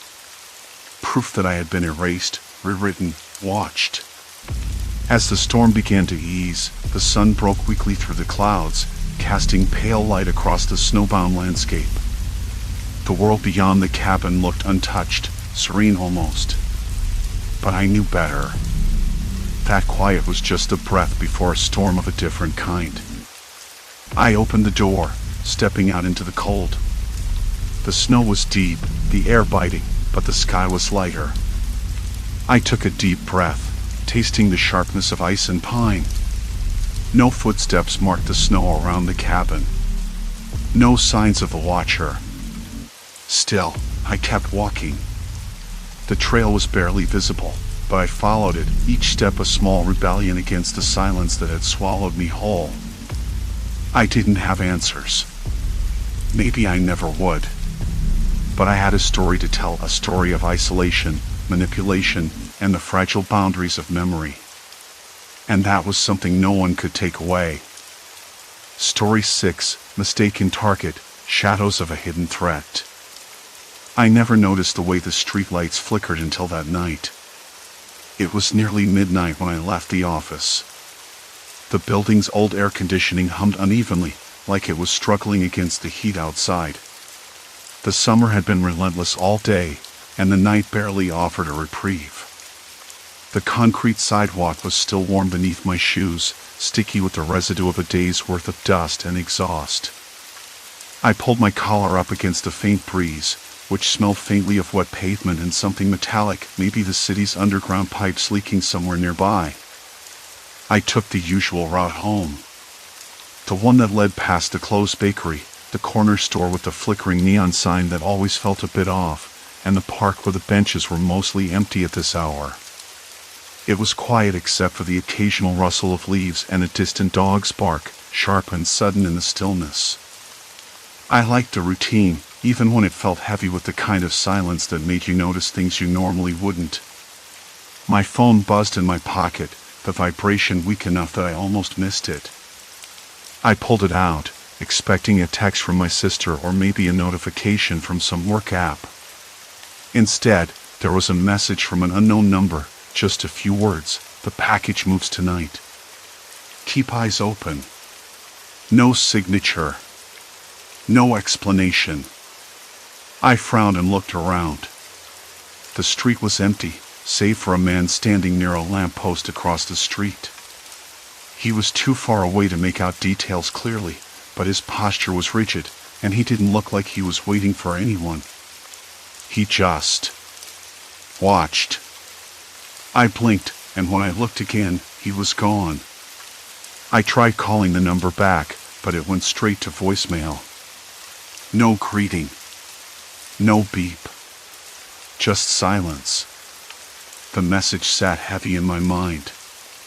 The package moves tonight. What package? Who is this for? And why me? I shoved the phone back into my pocket, my hands trembling just a bit. It wasn't like I was part of some spy novel or thriller, but my pulse quickened in a way that felt unfamiliar. I told myself it was probably a wrong number, a prank maybe. Still, I didn't shake the feeling that I was suddenly under a spotlight I hadn't asked for. The rest of the walk home felt different. The air seemed thicker, the shadows longer. I noticed a woman sitting on a bench, her coat pulled tight, her fingers tapping a nervous rhythm on her knee. Her eyes flicked toward me once, twice, like she was trying to decide something. I looked away, trying not to meet her gaze. Maybe I was being paranoid. When I finally got inside my apartment, the familiar clink of keys and the soft click of the door closing behind me brought a small measure of comfort. My place was nothing fancy: 2 rooms, a cramped kitchen, and windows that looked out onto the alley behind the building. I liked the quiet here, the way the walls absorbed the city's noise rather than echoing it back. I tossed my bag on the couch and made a quick cup of tea, the steam fogging up the window for a moment before the heat faded. The kitchen smelled faintly of lemon cleaner and old wood. I sat down by the window, sipping slowly, trying to calm my thoughts. I kept thinking about the message. The package moves tonight. The words circled in my head like a slow spin, each repetition making the unknown seem more urgent, more real. I didn't know what it meant, but I had the sudden, sinking certainty that it was no accident I got it. The city outside was quiet but alive. Somewhere a car door slammed. A siren wailed in the distance but didn't come any closer. The flickering streetlight outside my window pulsed again, casting brief shadows that stretched like fingers across the peeling paint of the fire escape. I pulled out my laptop, hesitated, then typed the message into a search engine. Nothing relevant came up, just a jumble of unrelated news stories and forums about lost packages and shipping delays. It was useless. I leaned back and ran my fingers through my hair. What was I supposed to do with this? Who was watching? Was I really involved in something dangerous, or was my mind playing tricks on me because I was tired and alone? The thought was almost laughable, except my hands trembled too much to find the humor. I checked the window again. No one outside. No figures lurking in the shadows. But the streetlight flickered once more, a slow, deliberate pulse that seemed almost like a heartbeat. I told myself to forget it, to brush it off as a mistake. Tomorrow I'd ask around, see if anyone else got a weird message. But even as I thought it, the unease settled deeper into my bones, a cold weight that pressed down on my chest. That night, I slept fitfully. The darkness in my apartment felt too thick, too quiet. I dreamt of voices whispering just beyond the walls, of eyes watching from every corner. When I woke, the first thing I did was check my phone. No new messages. No missed calls. But I knew it was only the beginning. The day stretched on, each hour dragging heavier than the last. Shadows seemed to linger longer in the hallways, and even the sunlight felt filtered, as if something unseen had dimmed the world. I couldn't shake the feeling that I was being led somewhere, though where, I had no idea. The morning light was reluctant, stubbornly gray through the half-closed blinds. I forced myself up, the mattress sighing under me, and shuffled to the kitchen. The kettle's whistle was a thin, sharp sound that sliced through the quiet apartment. Coffee was bitter this morning, too strong. Maybe I put in too much grounds, or maybe my nerves made it taste wrong. Either way, I needed something to steady me. The air smelled faintly of damp concrete from the street below, mixed with the faint metallic tang of the city waking up. I sat by the window, holding the mug like a lifeline, scanning the street. Nothing unusual. A woman with a stroller passed by, her face buried in a phone screen. A man in a suit hurried past, glancing over his shoulder like he was being followed. I caught the tail end of a conversation between two teenagers, their laughter sharp and nervous, like they were trying to pretend everything was normal. But nothing was normal. Not anymore. I pulled out my phone again, fingers trembling slightly as I scrolled through messages, emails, anything that might make sense of the cryptic text. Nothing. No calls, no notifications. The message from last night was gone from my mind's reach, like trying to grasp smoke with bare hands. But then a new thought struck me. Maybe this wasn't about me at all. Maybe I was just a bystander, caught in the wrong place at the wrong time. Still, the message had been on my phone. Someone had sent it to me, accidentally or not. If it was meant for someone dangerous, then why? And what did they expect me to do? I didn't have answers. What I did have was a growing sense of being watched, a prickling at the back of my neck every time I looked around. I needed help. But who to trust? I thought of Zoe, my coworker. Sharp, cautious, and a little too curious for her own good. If anyone could help me untangle this, it was her. I sent her a brief text, careful not to mention the message or anything too specific. Can we meet? Something strange is going on. Today, after work. Minutes later, my phone buzzed. Sure. Cafe near the station, 6 p.m. Be careful. Her reply was curt but reassuring. I almost laughed at the irony. Be careful. Like I had a choice. The rest of the day dragged. Every sound was amplified, the distant wail of sirens, the clatter of a garbage truck, the low hum of traffic. Shadows shifted oddly in the corners of my vision. I caught myself glancing over my shoulder more times than I cared to admit. At one point, in the subway, I noticed a man sitting across from me, his eyes locked on my face. Not a glance or a flicker, but a steady gaze that felt like it was peeling me apart. When I looked away, he was gone. I told myself it was paranoia. I told myself it was just coincidence. But my hands were clammy, and my pulse was uneven. After work, I met Zoe at the cafe. The place was small and cramped, the kind of spot where the smell of old coffee and baked goods clung to the air like a second skin. She looked up from her laptop as I slid into the booth opposite her, eyebrows raised. You look like you haven't slept, she said, voice low. I haven't, I admitted. The words felt heavy on my tongue. I told her about the message, about the flickering light, the feeling of being watched. I left out the parts that felt too ridiculous, like the whispered voices in my dreams. Zoe listened, her eyes narrowing. This sounds serious. Do you think someone's following you? I don't know. Maybe. But why me? I'm nobody. She tapped a finger against the table. Sometimes it's not about who you are.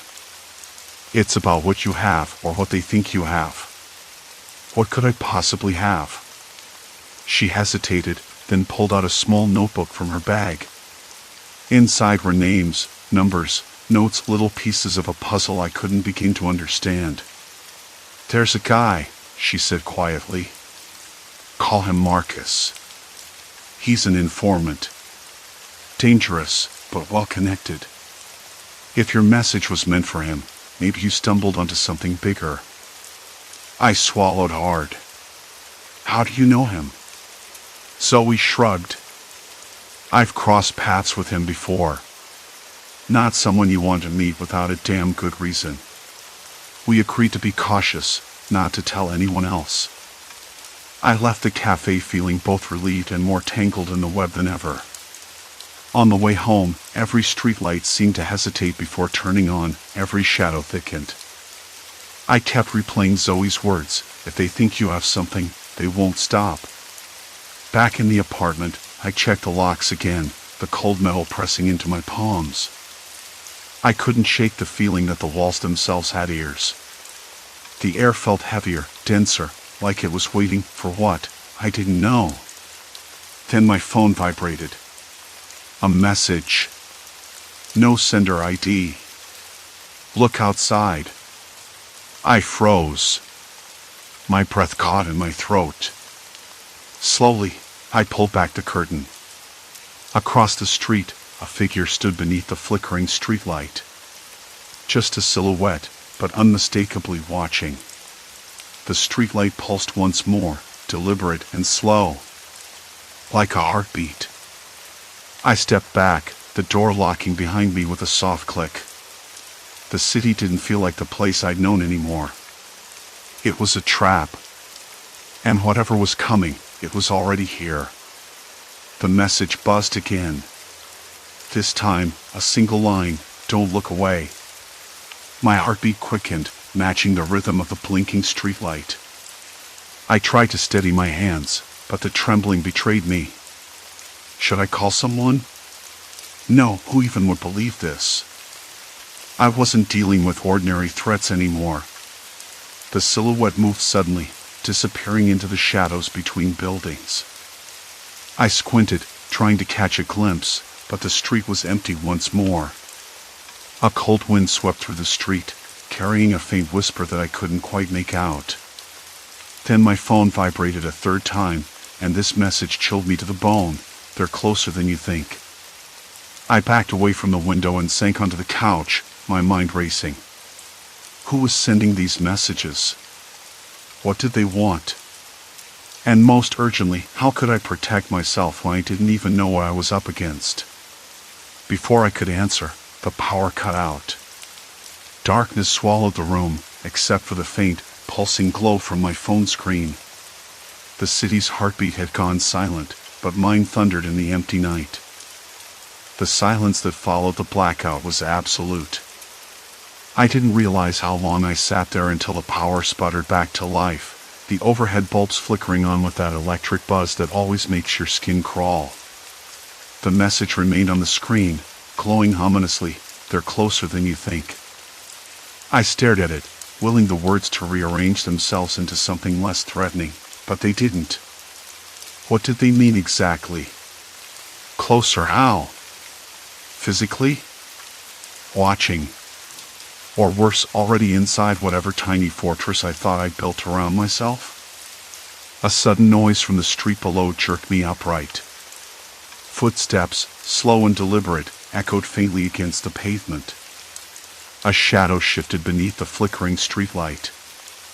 I swallowed hard, the taste of stale coffee and fear thick in my mouth. Then the footsteps stopped. Just like that. And the street was quiet again. I forced myself to move, to do something. Sitting still had only made the walls close in tighter. I grabbed my coat and keys, slipping out the door into the night. The cold air hit me like a slap, sharp and awake, smelling of damp asphalt and something faintly metallic that I couldn't place. I told myself it was nothing. Just the city. But the hairs on the back of my neck twitched anyway. I walked without a destination, each step pulling me further from the safety of my apartment but closer to something I couldn't name. Maybe it was clarity. Maybe it was just a bad idea. I passed under another streetlight, its bulb flickering erratically like the one outside my window. I looked back. No one. Then my phone buzzed again. This time, the message was different, almost casual in comparison. Trust no one. Not even yourself. I stopped dead. The words echoed in my head, louder than the footsteps or the hum of the city. Not even myself? Did they know me? How much had they seen? The idea was absurd. Paranoia, that's all this was. But the pit in my stomach said otherwise. A figure emerged at the corner of the block, stepping out from the shadows with a deliberate ease that made my pulse spike. I didn't recognize the face, too dark, too obscured, but that didn't make me feel any better. The stranger's eyes locked on mine, unblinking, unreadable. I wanted to look away, to disappear, but something pinned me there. Looking for someone? The voice was calm, almost bored. Not a threat, but not friendly either. I'm not sure. My voice cracked. I wasn't lying, but I wasn't telling the whole truth either. The figure shifted closer, and I caught the faintest scent of something, cigarette smoke. Or maybe just the cold, sharp smell of the night mixing with sweat. You're in deeper than you think, the voice said. And there's no turning back. I swallowed. Who are you? Just someone who knows what happens next. Then the figure turned and disappeared into the maze of alleys, swallowed by shadows. My hands trembled again, this time from cold and adrenaline. I felt exposed, like I'd been stripped of all my defenses in one breath. The message replayed in my mind, the stranger's words circling like vultures. There was no running. No hiding. Not anymore. The next morning, I woke with the weight of last night pressing down on me like a physical force. The sunlight filtering through my blinds felt intrusive, unwelcome. I stared at the ceiling, the memory of the messages and that voice lingering like a bad taste. I tried to convince myself it was all a mistake, that I'd imagined things, that I could just go back to my normal life. But I knew better. I sat up and checked my phone. No new messages. But the screen was cracked, not before, I was certain, probably from last night, when I dropped it. A small thing, but one more crack in the fragile illusion that I was still in control. I spent the morning pacing, listening to the city waking up, the distant roar of engines and muffled conversations floating through the open window. I felt watched. Every shadow seemed too long, every glance from a passerby too sharp. Late in the afternoon, I decided to visit a coffee shop I'd never been to before, a quiet place on the edge of town that felt removed from the usual chaos. Maybe anonymity would help. Maybe I could think. Inside, the air smelled of burnt espresso and old books. I ordered a black coffee and settled into a corner seat, my phone face down on the table. I needed to focus, to figure out what I'd gotten myself into. That's when I noticed her. A woman sitting alone at the table opposite me, her eyes scanning the room through thick glasses. She had a notebook open, scribbling furiously, but her gaze flicked up every few seconds like she was waiting for something or someone. I recognized that look. It was the same one I'd seen in the stranger last night. Someone who knew more than they should. Someone who was part of this shadow game. I debated whether to approach her. It felt reckless, but standing still wasn't an option anymore. I cleared my throat and said, "You write for the Gazette?" She looked up sharply, surprise flickering across her face before she masked it with a polite smile. "Sometimes," she said. "Why?" "Just a guess." I reached out, pushing my cracked phone across the table. "I've been getting some strange messages. Thought maybe you'd know something." Her eyes darkened. "You don't know what you're dealing with. Once you start down this road, there's no turning back." I nodded, feeling the truth of her words settling over me like a shroud. "I know." She leaned in, lowering her voice. "Meet me here tomorrow, same time. I'll tell you what I can. But be careful. They watch everything." The cafe door chimed as someone entered, and she glanced up, tense. "You need to go. Now." I grabbed my coat, heart hammering. Outside, the day had slipped into dusk, and the streets were filling with shadows twice as long as before. I walked away without looking back, the sensation of invisible eyes drilling into my back. That night, I lay awake, the ceiling once again my only companion. The truth was coming into focus. This wasn't about a simple mistake or a wrong text. It was a trap, and I was the bait. There was no escape, only deeper darkness. I didn't sleep. I should have known. There's always someone watching. Always. By dawn, I was restless, pacing the cramped apartment like a caged animal. My phone lay face down on the kitchen counter, silent but loaded, waiting for the next move. I flipped it over and stared at the screen. Nothing new. No calls, no texts. Just that damned cryptic message, the one meant for someone else but delivered to me. The line between who I was and who I was becoming blurred with every passing hour. I wanted to believe this was all a mistake, that I'd be able to walk away. But that thought felt like a lie I told myself to keep breathing. I dressed quickly, throwing on a jacket that smelled faintly of damp wool and stale smoke from the apartment below.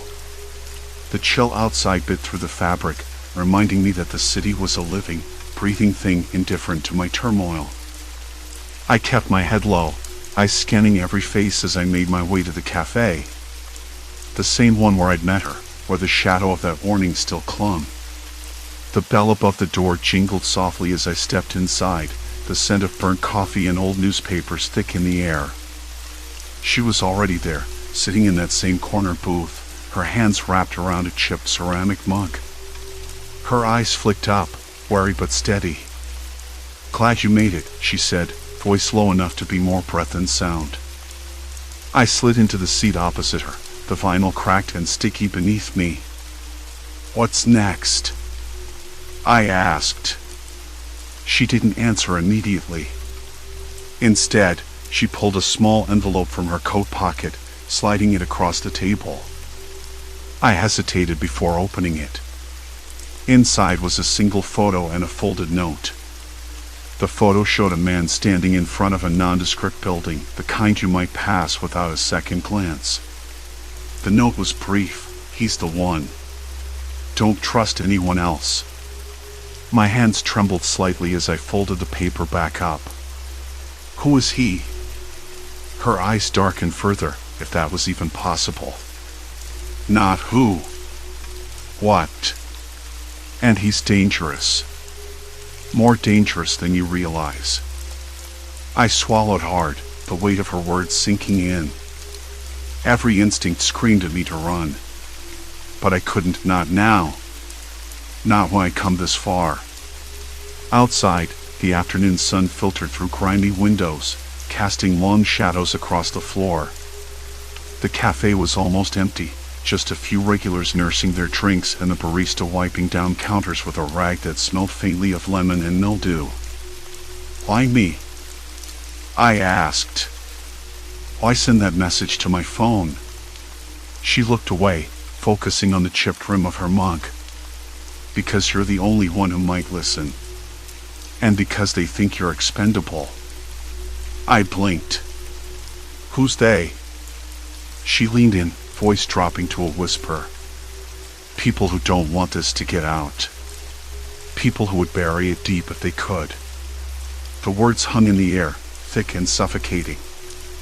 I swallowed again, the dryness in my throat suddenly unbearable. And if I refuse? Her eyes met mine, hard and unyielding. Then you disappear. Quietly. The thought sent a shiver down my spine. Disappear. Like I'd never existed. Like the last few days hadn't happened at all. I looked away, focusing on the rough texture of the table, trying to steady the rush of thoughts swirling in my head. I wanted to ask more, demand answers, but something in her expression stopped me. A warning. A promise of danger. The cafe door jingled again, and I caught a glimpse of a man standing just inside, scanning the room, with its faint smell of dust and decay with a slow, deliberate gaze. His coat hung loosely over his frame, and his eyes were sharp, calculating. He wasn't a regular. I could tell. My pulse quickened. I glanced back at her. Who is that? She followed my gaze and stiffened. Stay here. Before I could protest, she was already moving toward the exit, her footsteps quick and sure. I sat frozen, the photo and note burning a hole in my pocket. The man's eyes locked onto mine for a moment, a fraction of a second that stretched into eternity before he turned and disappeared down the street. I wanted to get up, follow her, confront him, do anything but sit and wait. But my legs refused to obey. Minutes passed. Maybe 5. Maybe 10. The cafe felt suddenly too small, the air thick with tension. The muffled sounds of traffic outside blended with the occasional clink of cutlery and murmurs from the few remaining customers. Then the door opened again. This time, it was her, slipping back inside with a look I couldn't quite place, fear, maybe, or frustration. She slid into the booth beside me, pulling her coat tighter around her. They know, she said simply. They've been watching you since the moment you got that message. I swallowed hard, my throat tight. What do they want? Control, she said. Information, leverage. And if you're in the way, they'll remove you. I wanted to ask what remove meant exactly, but the words caught in my throat. She reached into her bag and pulled out a small recorder, placing it on the table between us. I recorded part of a conversation I overheard. They talk about you, about the message, about how to handle the problem. I pressed play. A low murmur filled the space, distorted and faint, but unmistakably real. Voices. Men talking in clipped tones, discussing locations, plans, timelines. One voice, cold and clipped, mentioned me by name along with the phrase liability. The recorder clicked off, and the cafe seemed to close in around us. I realized then how thin the line was between safety and danger, and how quickly it could vanish. We need a plan, she said, eyes locked on mine. Because they're not going to stop. And neither can we. I nodded, though my mind was racing too fast to form coherent thoughts. The man in the photo, the whispered threats, the feeling of being watched, it all pressed against me like a tightening noose. Outside, the sky darkened. Streetlights flickered on, casting an eerie glow on wet pavement. A car passed slowly, headlights cutting through the gloom. Somewhere nearby, a siren wailed. I looked up at her, searching for some kind of reassurance. She met my gaze steadily. Tomorrow night, there's a meeting. If you want to survive, you have to be there. The words landed like a stone in my chest. A meeting. More risks. More unknowns. I blinked, trying to hold on to something solid. What if I can't go? I asked, my voice barely above a whisper. Her smile was thin, almost sad. You don't have a choice. The bell above the door jingled yet again. My eyes flicked toward the entrance. A woman stepped inside, tall, with sharp features and a look that suggested she belonged to the shadows. The rain was a steady drum on the pavement as I walked back to my apartment, the city lights smeared through the wet glass of my umbrella. The message, the one I wasn't supposed to get, had burned itself into my mind since that afternoon. It carried a name I'd never heard spoken aloud before, a name I knew I'd never want to hear again. But it wasn't just a name, it was what followed it, the quiet warning, the implication that someone out there wanted me to disappear or worse. I pushed open the door to my building, the familiar creak echoing down the empty hallway. The smell of damp plaster and old carpet hit me immediately, something about it grounding and unsettling all at once. Upstairs, my apartment was dark except for the faint glow of a street lamp filtering through the curtains. I dropped my bag by the door and leaned against the wall, trying to slow the frantic beat in my chest. Why had I been chosen? Or was it just coincidence? A wrong number, a slip-up? Yet, the tone of the message was so deliberate, so cold it had to be meant for someone else, someone dangerous. And now, somehow, I was tangled in their world. A spectator forced into the game. I sat down at the kitchen table, fingers trembling as I unfolded a crumpled receipt I had found in my coat pocket earlier. It wasn't mine.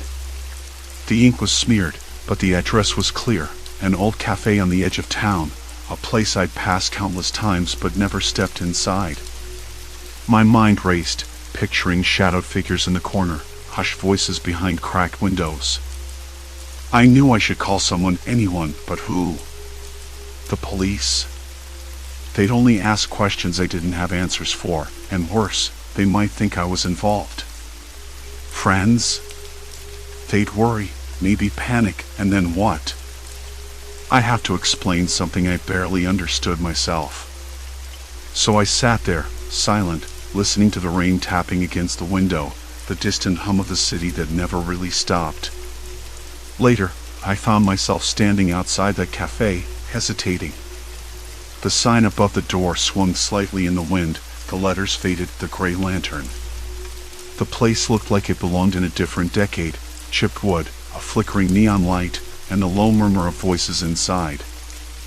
I pushed open the door, and the smell of stale coffee and burnt sugar hit me. There was a heaviness in the air, like the room was holding its breath. The barista glanced up, eyes sharp but tired. "You here for the meeting?" she asked without preamble. I blinked. "Meeting?" She nodded toward a shadowed booth in the back. "You're not the only one with questions." I followed, stepping carefully over scuffed floorboards, the low buzz of conversation fading as I approached. At the table sat a man, mid-40s, dressed in a worn jacket and a hat pulled low over his brow.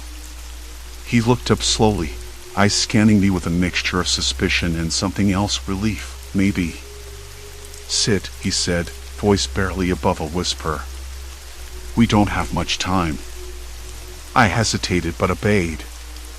The chair scraped loudly against the floor. "Who are you?" "Call me Ellis," he said. "You've been drawn into something deeper than you realize.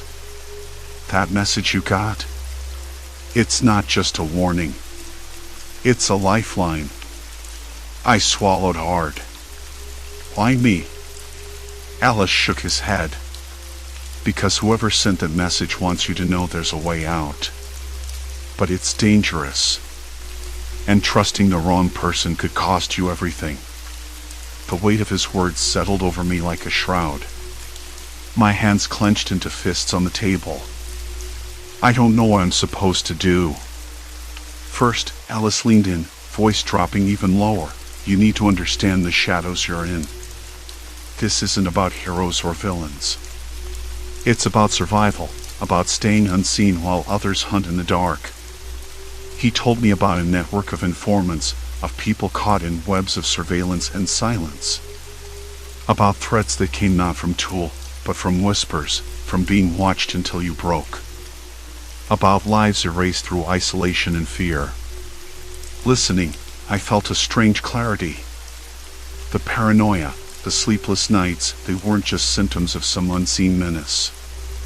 They were the reality of a game I'd stumbled into, where silence was as sharp as any item. Alice handed me a folded piece of paper. This has names, times, places. Use it carefully. And remember, no one can be trusted completely. Outside, the rain had stopped. The streets were slick and gleaming under the street lamps, empty except for the occasional car gliding by. For the first time in weeks, I felt the tight knot in my chest loosen, just a little. Back in my apartment, I laid the paper on the table and stared at it. The names blurred at first, then sharpened. Each one a thread I could follow, or a trap waiting to snap. I thought about the message again. About the informant who'd sent it, and the people chasing shadows I couldn't see. For so long, I'd been running on fear, on confusion. But now, I had a map. Not a way out. Not yet. But a direction. That night, I didn't sleep. Instead, I sat by the window, watching the city breathe beneath a cold sky. The silence was different now, not the absence of sound, but the presence of something waiting. I realized then that the world I'd been pulled into wasn't about monsters or ghosts. It was about people, flawed, fragile, dangerous. And maybe, just maybe, it was about me. The next morning, I packed a small bag. Not out of fear, but necessity. I needed to move, to disappear for a while. To disappear and watch. To listen. Before I left, I paused in front of the mirror. The face looking back was tired, yes, but something else flickered beneath the surface. Resolve. A quiet defiance. I whispered to my reflection, this ends on my terms. Outside, the city waited unsympathetic and relentless. But I was no longer just a bystander. I was part of the story now, and I would see it through. Silence. Complete silence. Then, footsteps fading into the distance.